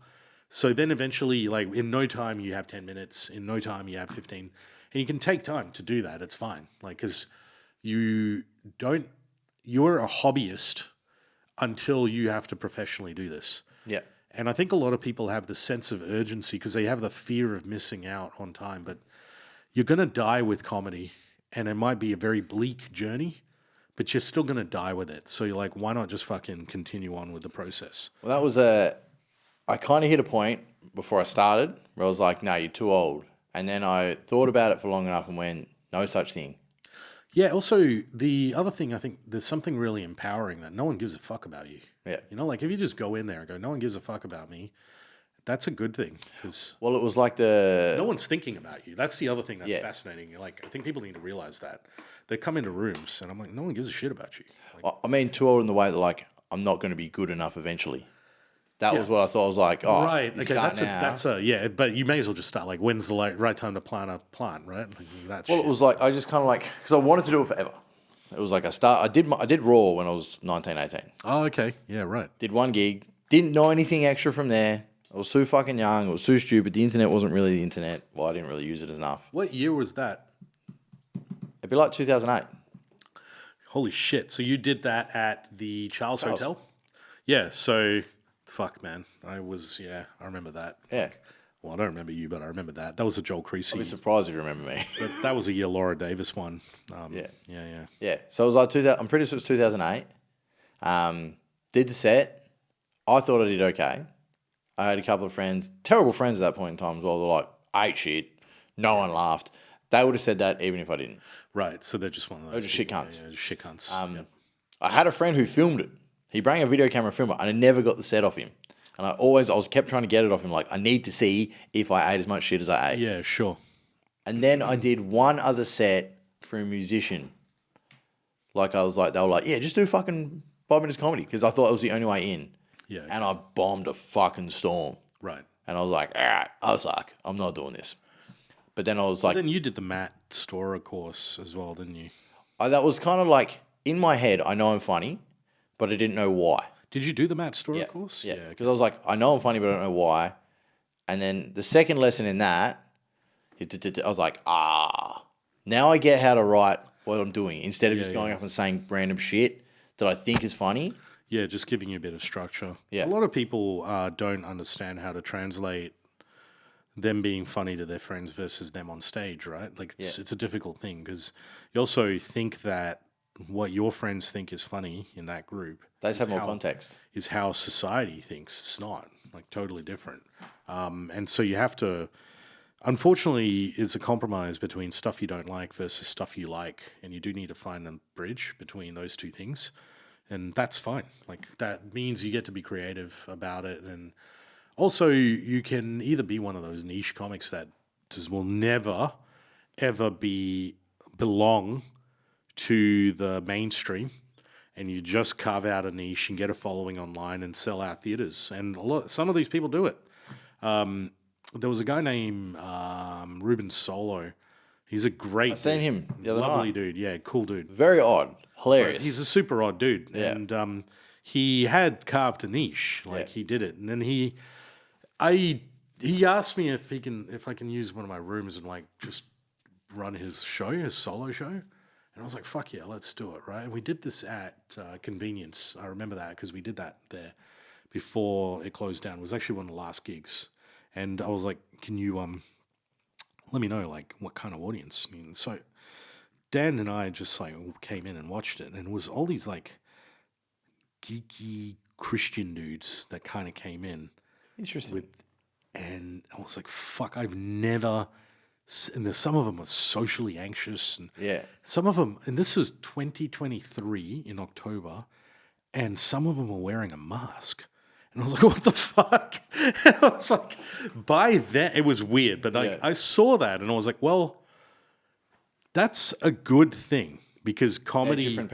Different people in comedy should be for anyone, right? You'll find the things you like. But Ruben basically worked out, he made something that appealed to them. He sold it out. It was packed. Yeah. We actually didn't even have enough chairs. It was fucked, but it was good. It was a great show. Packed it out, ran it again and packed it out again. And then now he's doing theaters everywhere, right? Yeah. And he opened for Casey Rocket in Melbourne. Yeah, right. Okay, yeah. And he's a good comic. Like, he's actually going and doing, like, Comedy Lounge, but for a while he couldn't do actual, like, club gigs. It struggled for him. I could see it. Yeah, it was a bit of a difficult thing. The same with this guy, my cousin Vlad. He has his own niche thing. Hilarious. He struggled. I remember him doing the Lounge with me 2 years ago with Wayne House, and he bombed. Like, it was not good. But he also acknowledged it, and I was like, fuck. But I could see over time it would be remarkable. And he did it. He was on 2-3 weeks ago at the Lounge, and Tabo was telling me the guy crushed. Yeah. I'm like, fuck yes. So you can always do things. Anyone can do anything that they want if you're willing to circumvent the mainstream approval as well. But you also have to take that on board and go, well, okay, that means people aren't going to book you on gigs. Yeah, you have to be willing to carve your own path. Yeah. Which is very, very hard. But you have to also just be willing to go, okay, well, fuck, if this guy won't give me the gig, I'm okay with it. Like, there's no need to be hostile because you have to just go, all right, this is exactly the weird path I want to take. And I've seen guys do it, and that's fine. Then you've also got the guys who go, I want to just fucking perform at the Comedy Lounge. And I'm like, get it. Yeah. Then go after it and write club sets because that's the only way you're going to get it. And get yourself out there, do the fucking gong shows, find whatever opportunities you can, go through Grassroots. I tell, like, Johnny a list of people to book all the time. And, like, I'm of that, like, cult, if you will, of going, I want to be able to perform at clubs anywhere and just do well. But there'll be a point now, I mean, I'm feeling it a little bit, where I want to kind of merge off and do random things, like random projects and odd stuff that I particularly like. And I'm in a position to be able to do that without hampering my general career in comedy and being booked anywhere. But I also feel like, oh yeah, I'm going to be happy to do more creative projects because weirdly, I mean, I'm running way more clubs than I've ever been. I'm still working full time. I'm strangely not that busy as I thought I would be. I think that's the mathematician kind of shit. Systematic. Yeah, I think with enough systems, I'm able to do this all now. Yeah. Like I do all the marketing, I do all the promotion, I do all of the bookings, I do all the advertising, and I run most of the rooms on my own. Dan helps me with ECC. Roz is going to help me with the Basso. But for the most part, I do pretty much everything. And I always love it when I walk into another room that I'm not running. It's like heaven for me. It's great because I can just tune out, not think about anything, and go and do the gig. It's probably one of the most favorite things for me. Like things I look forward to the most is coming to another gig without having to run it. And just be. Yeah, just be. And it reminds me of who I was before I was running rooms. The only thing that bugs me is like I do know now a lot of people are fake to me. But I'm able to understand that. Yeah. And I accept it as well because I understand where they're coming from. It's like it's very difficult to do a gig, but also you don't need to do that with me. I particularly don't like everybody around me. There's just no yes men. But if you can see through it, it's Seeing pointless through anyway. it is quite the same way. And that's If you can see through it, it's pointless anyway. that's an acquired skill, man. Like I actually struggled in the very beginning. I was very, very fucking wary of who I would need to be around. Like, and when I started out, I had a baseline, like a line in the sand. The friends I had in comedy before I ran rooms versus the people I meet now. And for a little while, I had to actually eventually bridge that gap and realize who's genuine and who's not. Yeah. Who doesn't want anything from me and who's very honest. Like, it's interesting though, because like that's something that's new. That was a thing I had to learn as a skill. But the same way that I couldn't make a fucking poster 4 years ago, and now I think all my artwork is good. Like it's at a level that is way higher than most. Yeah. And it took me a while to learn that. I did not have a creative gene in that. So I think you, as long as you just have a good attitude, and Just got to keep trying, keep learning, get better. fuck yeah, like everything. I think everything you do, you just have to go. Fuck it, I'm gonna pick it up. I'll do it without judgment. I'll fall off the bike, go back up. Fuck my ego and just do it. Whilst people will continue to laugh at you continuously, is fine. Don't worry about it. Don't worry about it. Yeah, Same as the pod. it's very Plenty of people are like, why would you do a podcast? And I was like, Right. because I'm only going to get better at it if I continue to do it. Yeah, and I mean, why the fuck not? Like, Yeah. this has been an interesting conversation. Like, especially, I don't really spend too much time like hanging out with you. So I'm like, fuck yeah, this is a good point. Like, Easter break, I have nothing else to do on a Sunday night. So fuck it, like, why not? You know, Perfect timing. Perfect timing. And like, we've been meaning to catch up anyway. So it's been great. Like, this is the thing that I always think. I think people who criticize creative projects people do is because they think that you're doing this for some delusion of grandeur. But that's actually a projection of themselves, right? Because they're like, I'll only ever make a podcast to be famous. But that's not what anyone does anything for. Like, If they're that's your passionate about it. goal, it's very insane. It's insane. Very insane. It's insane. I think there are certain things that will always pick up because it's more interesting to certain people. But you don't know, and no one really knows what will stick or why an abundant group of people will want to watch something. But you also can't expect the first thing you're going to do matters. That's a mental thought. Yeah, good advice I got from someone. I think it's Jared Goundry. He just said, like, if you're going to do a podcast, like, do 100 episodes before you even review where it's at, what's happening with it. Like, how many episodes have you done so far? This would be 78. Right. Yep. So at the 100 point is when you go, okay, how do I, like, where do I want to keep going? And then maybe at the 1,000th is when you're like, I'll keep going. Yeah. There's no, like, I deliberately stop Right. myself to ask myself about what I want to keep doing and keep myself motivated to do it. Because I don't think if you don't review that like every 25, which is half a year. If you do one a week, it's half a year is 25. Yeah, So sure. if you're not reviewing your personal thoughts at that point, going, why am I doing what's going on? Is this still the same goal I had at the start? Yeah. Because it's going to evolve. It's going to Yeah, change. sure. Yeah. Yeah.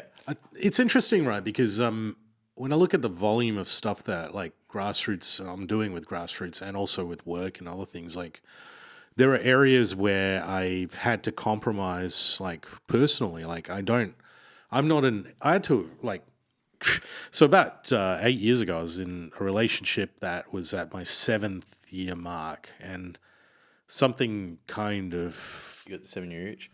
well, it's just this moment of clarity where I was like, why am I in this relationship?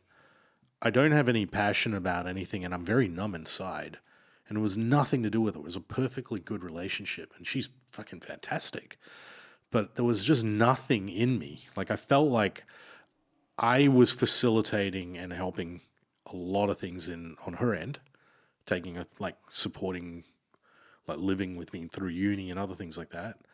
But also, like, there was a moment of like, am I going to build a family? What is this? What's the next step? What's the next step? But also, like, fundamentally, I just felt like something in me just went, you're dead inside. There's nothing in you. Like, I really felt like an empty shell. And I broke up with her on the Friday. And during that time, I was actually training for the Kokoda Trail. I was very fit. And on the Monday, 2 days after, I had a heart attack whilst I was going for a run. Yeah, and that was in 2017. And I had a moment where I was literally with my dog in a field, and this is in Belmont when we're living there. And I don't know, like, heart attack is an interesting thing because I've never felt it before. And it was like a pain that just shot through. And I could actually feel the pain just move around my body up to the heart. And it wouldn't go away. And it was actually a little bit above my heart that I thought where my heart was. It was actually a bit above. And I was like, fuck, this wouldn't go away. And I was training so hard for that, like the trail, that I kind of was lucky in that I knew what pain was. Like there was certain, because when you do sort of push the envelope a bit, you get a bit more familiar with your body. Yeah, you know what's bad pain. Yeah, what's bad pain, and it wouldn't go away. And I actually went, I'm dying right now. And it was like 2 days after this whole big event. I'm with my dog, and I sat down on like the park chair, and I was like, I have a choice now where I go out now, I can just sit here and just die off and accept it, or I decide I'm going to carry on and I'm going to just see what the fuck happens. I have nothing to lose. And this is like, it was a weird moment of clarity. Like it was actually like a real thing. For a couple of minutes, I was literally like, okay, what's going to happen next? You really contemplated existence. Yeah, I contemplated existence, but I also just realized like at that moment, I realized I have nothing to lose if I carry on. Like then, so I want to see what the fuck happens. And so that was a decision. At that point, I don't recall anything. I blanked out, but apparently I walked with my dog back to the house, told her I was having a heart attack to get me to go to the, and I said, can you please take me to the hospital? I don't know why she didn't call the ambulance, but anyway, she took me to the hospital. And then Faster. that's what I thought as well. I think that's why in like subconsciously I was like, can you take me to the hospital? Anyway, but it's actually not a good idea because if the ambulance came, they could have got me stabilized. They could have sorted you out when they get there. Yeah, and then like if they got me in a stable condition, then they can sort me out a little bit later. But instead, we got there and straight in to the cardiovascular or cardiology unit, and they put tube, they put the stent through and clear out my like basically I had a stent in my right coronary artery, and then I was back to life. Like I could feel the pain go away, extinguished immediately. So was there like the whole time you're going through the heart attack, were you like contemplating the whole time, or was it just that start bit? It was that start bit. I'm going. It was that start bit. And you know, it was weird actually. I passed out. I had visions of where I was like in the 1400s or some shit with a spear pushing away marauders, like dudes in like green leaves and shit. Fucking real hallucinations and stuff. Yeah. It was like apparently there's a DMT type trip that occurs, like when you're going through it. But I looked at this stuff a lot. Right. I'm very interested. And so like my tryptophan level was quite high, and that's actually an indicator of the heart muscle like collapsing or dying. But I somehow managed to get through that. I was the youngest. I was 33 or whatever. I was the youngest person in that fucking cardiology ward. I watched people die in that ward for like the 3 days I was there. I saw an old lady die, and I also saw a fucking fat cunt get KFC from his wife, and I was like, "Fuck!" You don't learn the lesson, have you? Like, jeez, he had 7 stents. I was like, "What the fuck?" He's not learning. He's not learning. It's too late, dude. It's too late. He's not learning after 2. Just get the KFC. Fucking bro. Fuck it. But I remember that moment because I was like trying to work out when you're in that point, and doctors and you know what the health system is like here. It's like they have a model and it's based on a cohort of 98-year-olds. And that's how they deal with heart disease. So they were telling me like, don't do this. And I was like, fuck off. Like, this is not who I am. They told me I couldn't do the Kokoda Trail because, I could really risk it and all this sort of shit.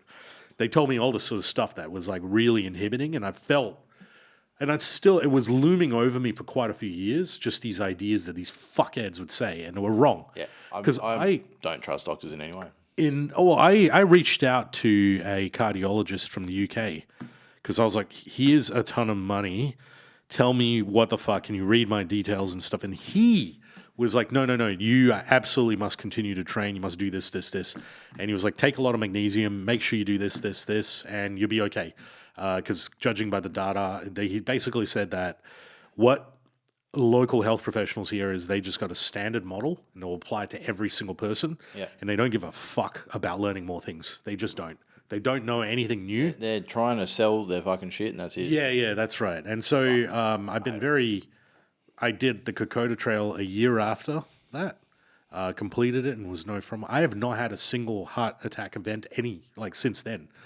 I've attributed it to the stress of proceeding to break up with someone that was that important to me for a whole ton of things to open up the floodgates of opportunity that I had to seize. Process, you reckon? Like, Yeah. you're like, I got to do all this shit now. What am I going to do? Exactly. And I think there was a level of anxiety because when you split with your better half often, your life goes into a bit of chaos and disarray. Like, you have to take responsibility for a lot of things they did and vice versa. I mean, it would have been very hard for her as well, but we get on. We still share this dog. It's interesting because, now she does very well and I'm glad. I'm happy for her. But I also understand now, like, with the sacrifices I have to make to be this busy and to do these things, like Grassroots is almost like, it's like a child or something so important to me. And that means like I have a responsibility to get the best out of people and also to get best out of myself. I'm still alive. But also there's part of like almost dying like that. I have this weird kind of like I've got nothing to fucking lose. So like I acknowledge that if I go to bed every night, I could not wake up like the next day. And that's okay. Did you only get that after the heart attack? Okay, I got that earlier, luckily. Yeah, right. Yeah. Yeah, just because there's all these things that people tell you after the heart attack, and you realize you have to make the decisions yourself. You're the only person responsible for your health. And all these guys talking about it with this level of advice, take it to an extent. There are certain things that are very important that they tell you, of course. But then there's other things going forward where you're like, well, I'm still fucking alive, am I? And I'm still fine. I put on like 30 kilos since COVID, and that was brutal. I mean, that whole COVID thing really teaches you a lot about what's important. I think that really taught me a lot about why comedy is very important to me. Yeah. Because I think I feel like COVID was a moment of clarity for a lot of people. Like a lot of divorce, a lot of shit happened. I got divorced just before COVID. Just before COVID. Yeah, right. So like, not divorce. I broke up. It was happening. It was in the process. It was pretty much in the process for me to get together, but whatever. Yeah, right. Happened, and then it was a month after the COVID stuff started beginning. Yeah, okay. Yeah. And that's where I was like, so I was in a pretty good spot. How did you rotate with the kids? Oh, it was a fucking nightmare at the start. Sure. Absolute fucking nightmare. Because I moved into a bedroom in the back of my friend's house. Yeah, right. Like I was like, I'm getting the fuck out of here. can I move in with you? Fuck. And he's like, yeah, dude. And I was on a fucking futon. And then I scabbed a mattress or someone. I was a mattress on the floor. But I was like, I have to leave. If I don't leave now, I'm not going to do this. Yeah. And then the COVID shit hit, and then it was like I'd have my kids for like a day. Right. And then we managed to fucking get, because my ex was a fucking absolute nightmare cunt about it, was like, you're living at someone else's house, you can't have them overnight. That's not happening. But then we had mediation, and they're like, yeah, he can. Like, that's fine. Yeah. That's crazy, though, as well. That's so unreasonable. Anyway. Yeah. I can tell you way more unreasonable shit, but I'm still in court. Yeah, right. Are you really? Oh, yeah. Yeah, okay. So you don't, it's no longer in good terms at all at the moment? It was never on good terms. Okay. Yeah. I've got the kids 50-50, but it's not. Yeah, right. That's a shame, man. I think that's kind of how it was always going to be. Yeah, okay. Yeah. Yeah, it's interesting because you never really know a person until you break up with them. I've always found. I learned. And yeah, and it's interesting because like kind of once you see that side or that perspective of them, it changes things like greatly. And you also feel like the sense of like, I don't regret that, but also holy fuck. I reinforced everything I had the decision of. Yeah. Yeah. Yeah, reinforce. Afterwards, it was like, you 100% fucking thank fuck you got out of there, which is good. I've got a question to go back to you on the vision you had when you died. Oh, yeah. Yeah. So you said you were like... I didn't die, but I passed out. You had a heart attack. Yeah. I just thought it was an easy word. So you said you were like a tribesman, like hunting people off with a... Yeah, it was fucking weird, man. Have you ever tried to look into like your ancestry to see if it relates to something? I don't think I'm from medieval England. Was it medieval England? Yeah. Okay. Like it felt like it was England or France or something. Like really... Like really white. Really white. Like I know I was white in that. Like I was in my 40s kind of white guy because I know I was holding a spear or like this a staff and pushing people away, but I was getting overpowered by these people, and it's like I was ambushed somewhere. Yeah. But I was really going hard out, and I don't know whether or not I died or not in this vision, but I literally it was so real. It was insane. And I don't know, that was wild. That was a fucking crazy trip. There's no message to it. Like, literally, that's the hallucination. I don't really try to read or extrapolate more than anything that I see. I always... I don't, you see... dreams and all that wild shit. That's interesting because I always find that, like... so as a pilot, I once saw something I couldn't identify when I was flying over UFO kind of thing. Yeah, but I know... I don't want to say it's like that, but I did see something that was very unusual in the way it moved in the sky. Yeah. And I never bothered to report it because I didn't want to be a fucking lunatic. Yeah, you didn't want to be tainted with that. Yeah, tainted with it. But I also just thought that's a really strange thing. And I thought maybe it might be like a bird, but the way it moved was way too fast. Yeah. And so initially I just saw like a white tablet in the sky, and it was very far away from me. And the way it fucking moved was like, shoo, like, just really quickly, and it went like to the right, stopped, and I'm like, that's strange. And then after that, it just shot right past, like just right past, and I was like, what the fuck? But it was like a white coffin or whatever. Like it's just that's what it looks like. Like a Tic Tac. Yeah, maybe it's like a white. It looks more like a Panadol. A Panadol. Okay. Panadol. Yeah. Fucking weird. And I saw that, and I was like, I can't explain it, and it was so far away from me anyway. So it's like. Not really any noise I could see. There was no sonic boom from it. There's actually no air pressure from it. Just the way it moved was so unusual. It seemed like it shouldn't have been there at all. Yeah, it was just really odd. Like it was just, and I saw that on my way up to Geraldton. But I was flying small Cessnas and shit at the time. So that's like, I do not want to extrapolate anything I see from that. Yeah. Always these fucking, this is my problem with all these fucking things that happen, like supernatural shit or whatever, or anything that can't be explained, is when people go, oh yeah, that's from the planet Robos or whatever the fucking, it's like, they add this extra layer of fucking story. Don't know. Just like, just don't extrapolate. Like, see what you see, describe what you saw, and don't change it. And don't add more to what you see. I really have a problem with that. Yeah. Like, that's why I can't stand, like, because conspiracies are great and fun, but you have to apply a level of logic, probability, and likelihood, right? In terms of like, okay, well, I mean, how do we even start that? Did man land on the moon, right?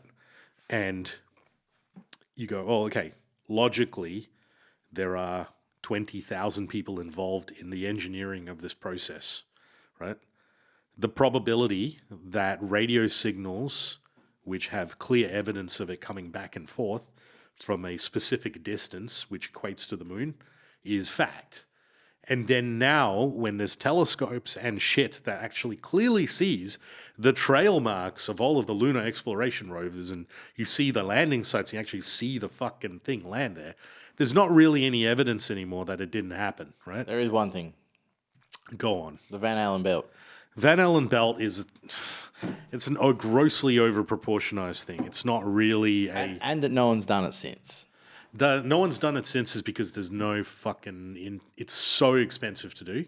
And it's also one of those things that, like, there is no incentive because no one's done it. There's no competition. Until we start to see, like, China versus India and actual people going, okay, we need to fucking go. That's good. But point is, like, there is probability, likelihood, and there's logic, and you can apply all of those things. So I would always go back and go, well, for me, and for the fact of all of the things that are listed, it's very unlikely that they faked it. But then, when you look at, like, the funny one's fucking one, did you see the Blue Origin thing with Katy Perry? Oh, yeah. Shit. They landed. I hate that, but yes. They landed, and then they did the dumbest thing ever, but the door could open from the inside. Yeah, it's in the clip where it opens. Right. Yeah, and then they're like, oh no! And then Jeff's going in there to fucking Yeah. put, like, a special tool to open it. I'm like, you cunts. They've done these flights before. Yeah. They used to be that you'd have this jet. They're like not even fucking space. Like, I don't call that space. Do you know when the jet, to film movies where people are filmed in space and floating and shit, Zero gravity flights. they would have the zero gravity flights. That's literally all this is. Yeah. There's nothing different to them. No one's a fucking They astronaut. only went 62 miles. It's not even. It's not high. No, it's 400 miles is actually the orbit. Anyway, Yeah, me and my friends have this fun thing that we're like. it's just it's a zero gravity flight, It's right? not space. 100%, it's not space. Yeah. Have you seen the U-2 spy planes that fly up that high? If you look it up on YouTube, yeah. you see the curvature of the Earth. They're actually higher. Yeah. They're at 60,000. And they're feet. flying. Yeah, exactly. So, fuck. I mean, that's so funny because I like the ego that came out of that. It was fucking wild. It seems to So me out of touch. my reasoning for what they've done that is because everything's blue, everything's women, everything's all this stuff. It's like, let's just go Trump's a fuckwit. So we go, this is all this. This is all blue side American stuff. That's interesting, but it really backfired amongst everyone. Like, I don't know Ridiculous. anyone who's gone, that's great. That in any There will way. be people doing it. There I mean, will be like bougie cunts that fuckwits being like, oh my God. rich so good. white women. Yeah. The ones that run the arts and ruin everything. Yeah. But it's like they forget that there was a woman in that one that was up there for 8 months.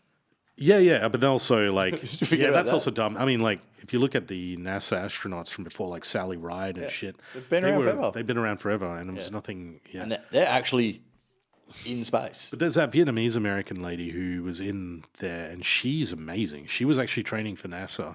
Then she got raped and stuff in like Harvard University.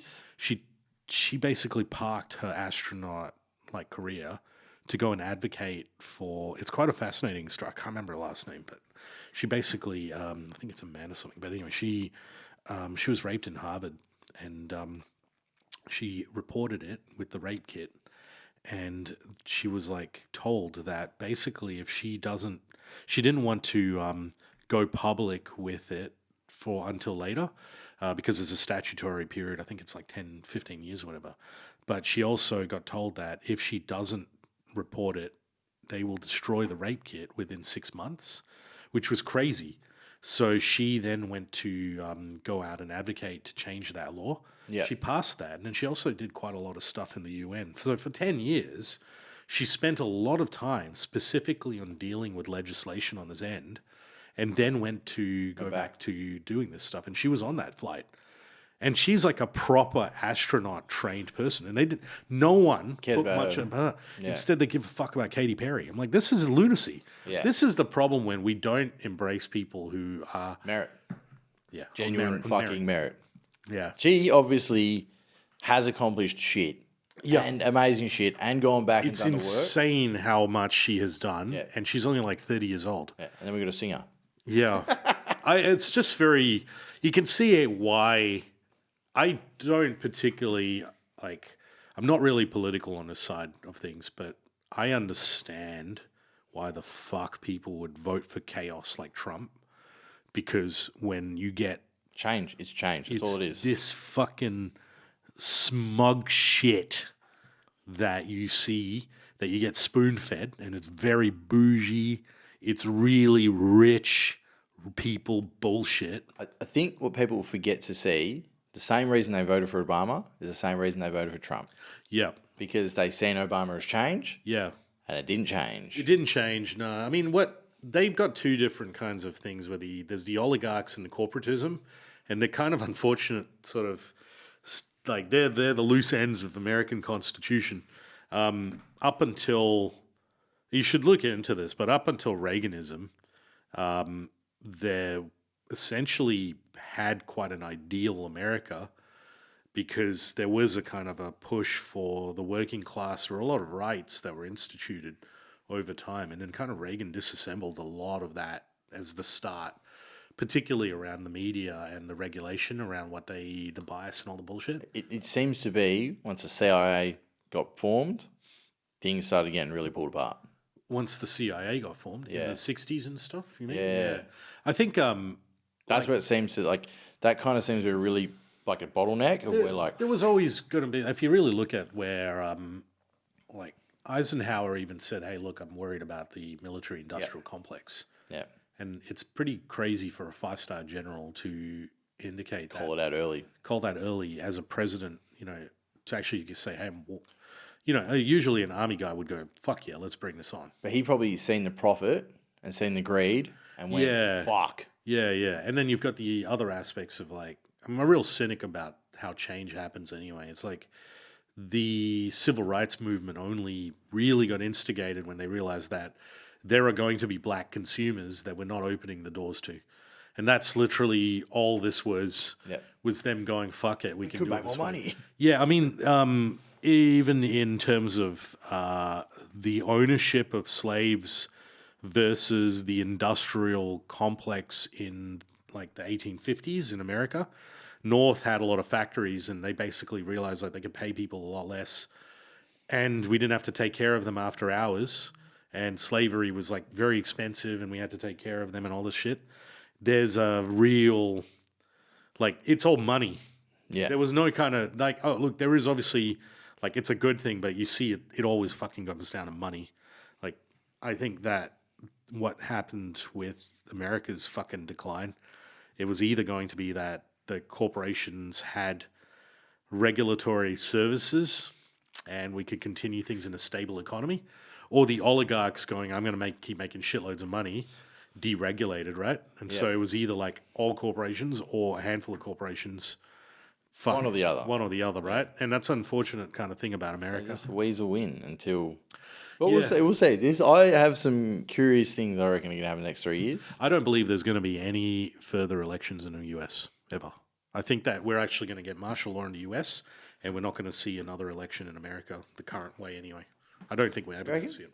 I think we're also going to see a serious supply chain issue in America, causing mass poverty and mass movement, like That kind of has to happen. the grapes of wrath kind of shit, where people will literally leave dust bowls and move around because of the lack of food and supplies. That's actually going to happen, and it's happening now. If you see the port count, because of the tariffs, Yeah. there's actually quite a lot of shit that is bottlenecking now, and in the next month you're going to see a serious decline. So I really predict there's going to be martial law across the US. We're not going to see another election in the same format. We're going to see a segregation of certain states move away from the capital out of force, and we're going to see a mass migration of people around the US, moving around everywhere. That's definitely You can see the consensus of that. People be forced to leave their homes. It's really brutal, but yeah, it's definitely heading that way. 6 months, that's what I give it. 6 to 12 months. That's short. Pretty fast speed because things are branching out quite quickly. Like, there's friends of mine who work in like IRS over there, and they've just said basically there's literally no capacity in some government departments to do anything. So everything's just gone to a grinding halt. Just you're not doing shit anymore. Because they fired the wrong people. And so there's certain areas which are completely cut out. Yeah. And it's all designed for someone to profit from it in some way. But there's a difference between, I think everybody has a right to make $1 to $10 million. And everyone. Yeah. You should be allowed to. Yeah. But I think start going too far over the top of that. It's like, what do you need this for? It's a big difference between your net worth being 1 to 10 million versus being 100 billion. Like, literally, there's just no need. Yeah. It's insane. And yeah, there's something to that. Like, why?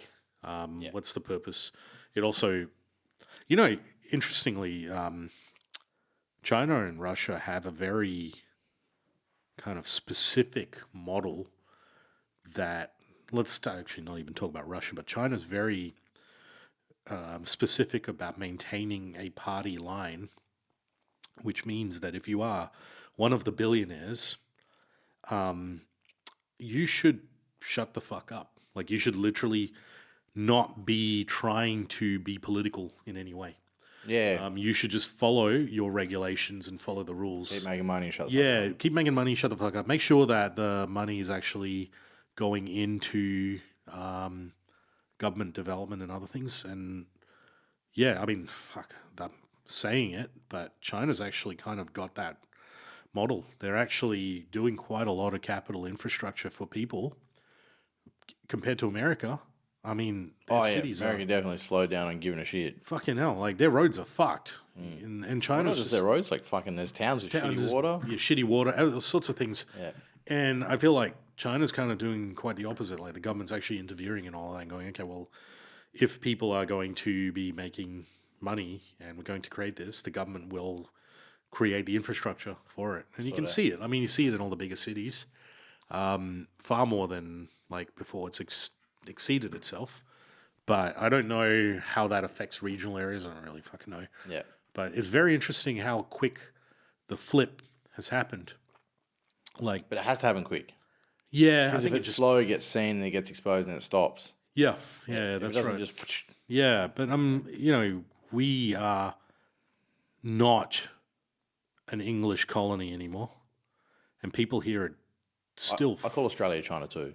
Hey, I call Australia China too. China too nice. I just think we should just class ourselves as an Asian country, It's just accepted. and just, We were Australasia at one point. I mean, we need to literally just call ourselves an Asian country, be part of Asia. But I think there's too many people here in serious denial, and there's also It's always the case, but it is, but it's also part of the way your Melbourne comedy institutions, these white-run fucks who all go, you have to go to UK to do this. Well, fuck off. Like, you are part of Asia. There's a market there, and this is where I'm focused hugely on.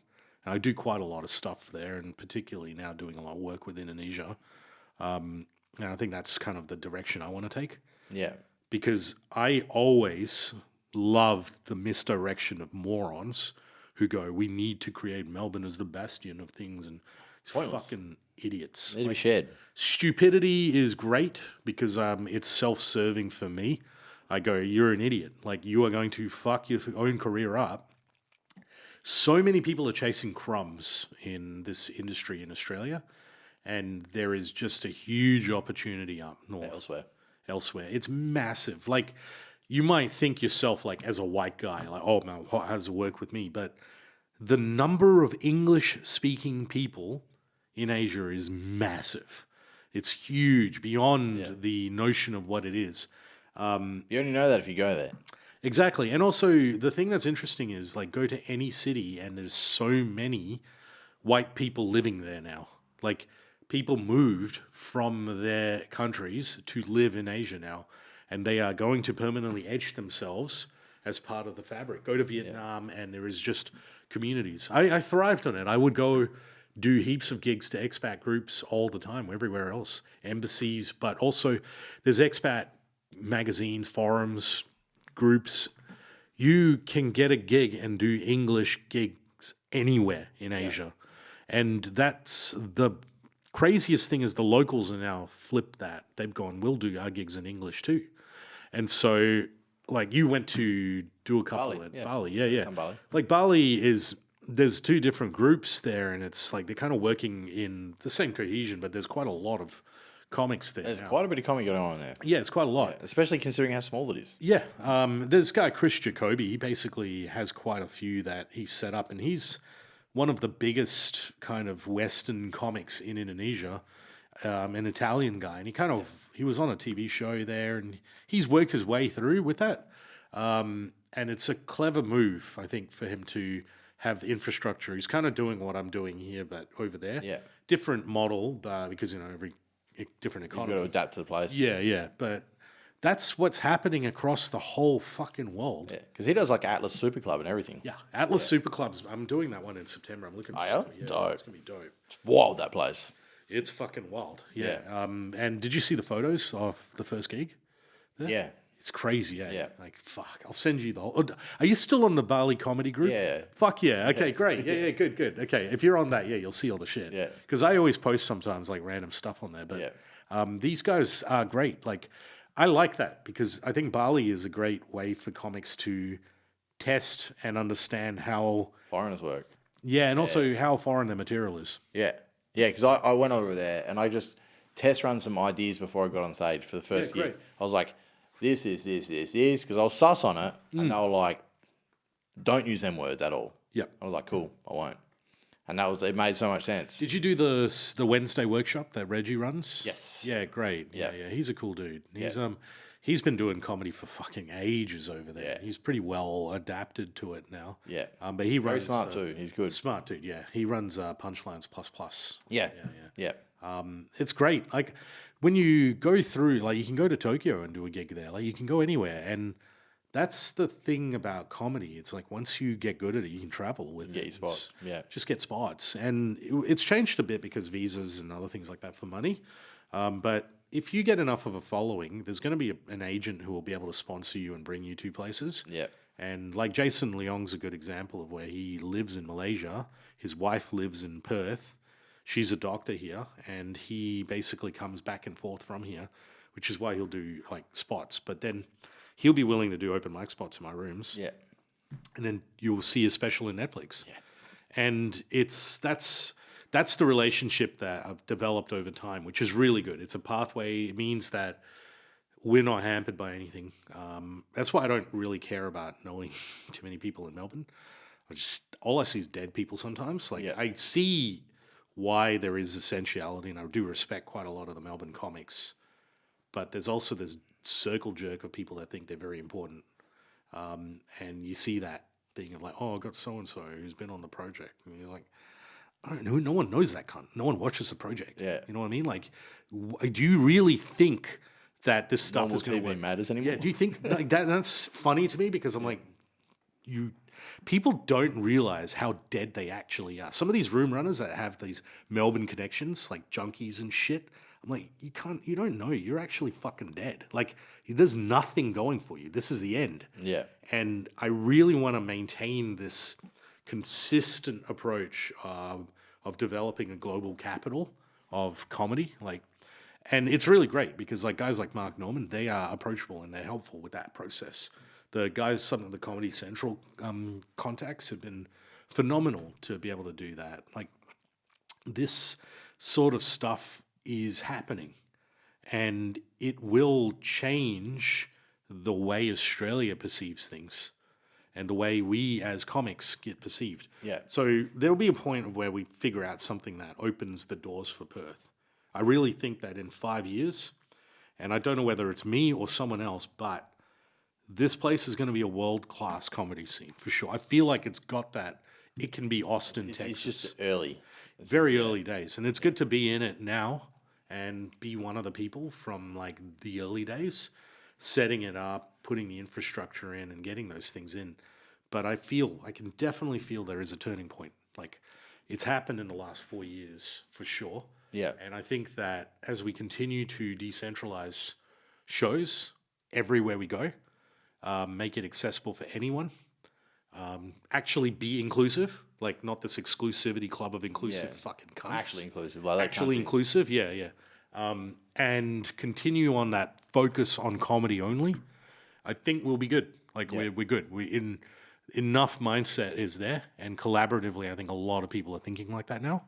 Yeah, I think it's a great place to wrap it up, to be honest. Yeah. Right at that end, it's like everyone's in on it. Everyone's in on it. We can do this. We can do this.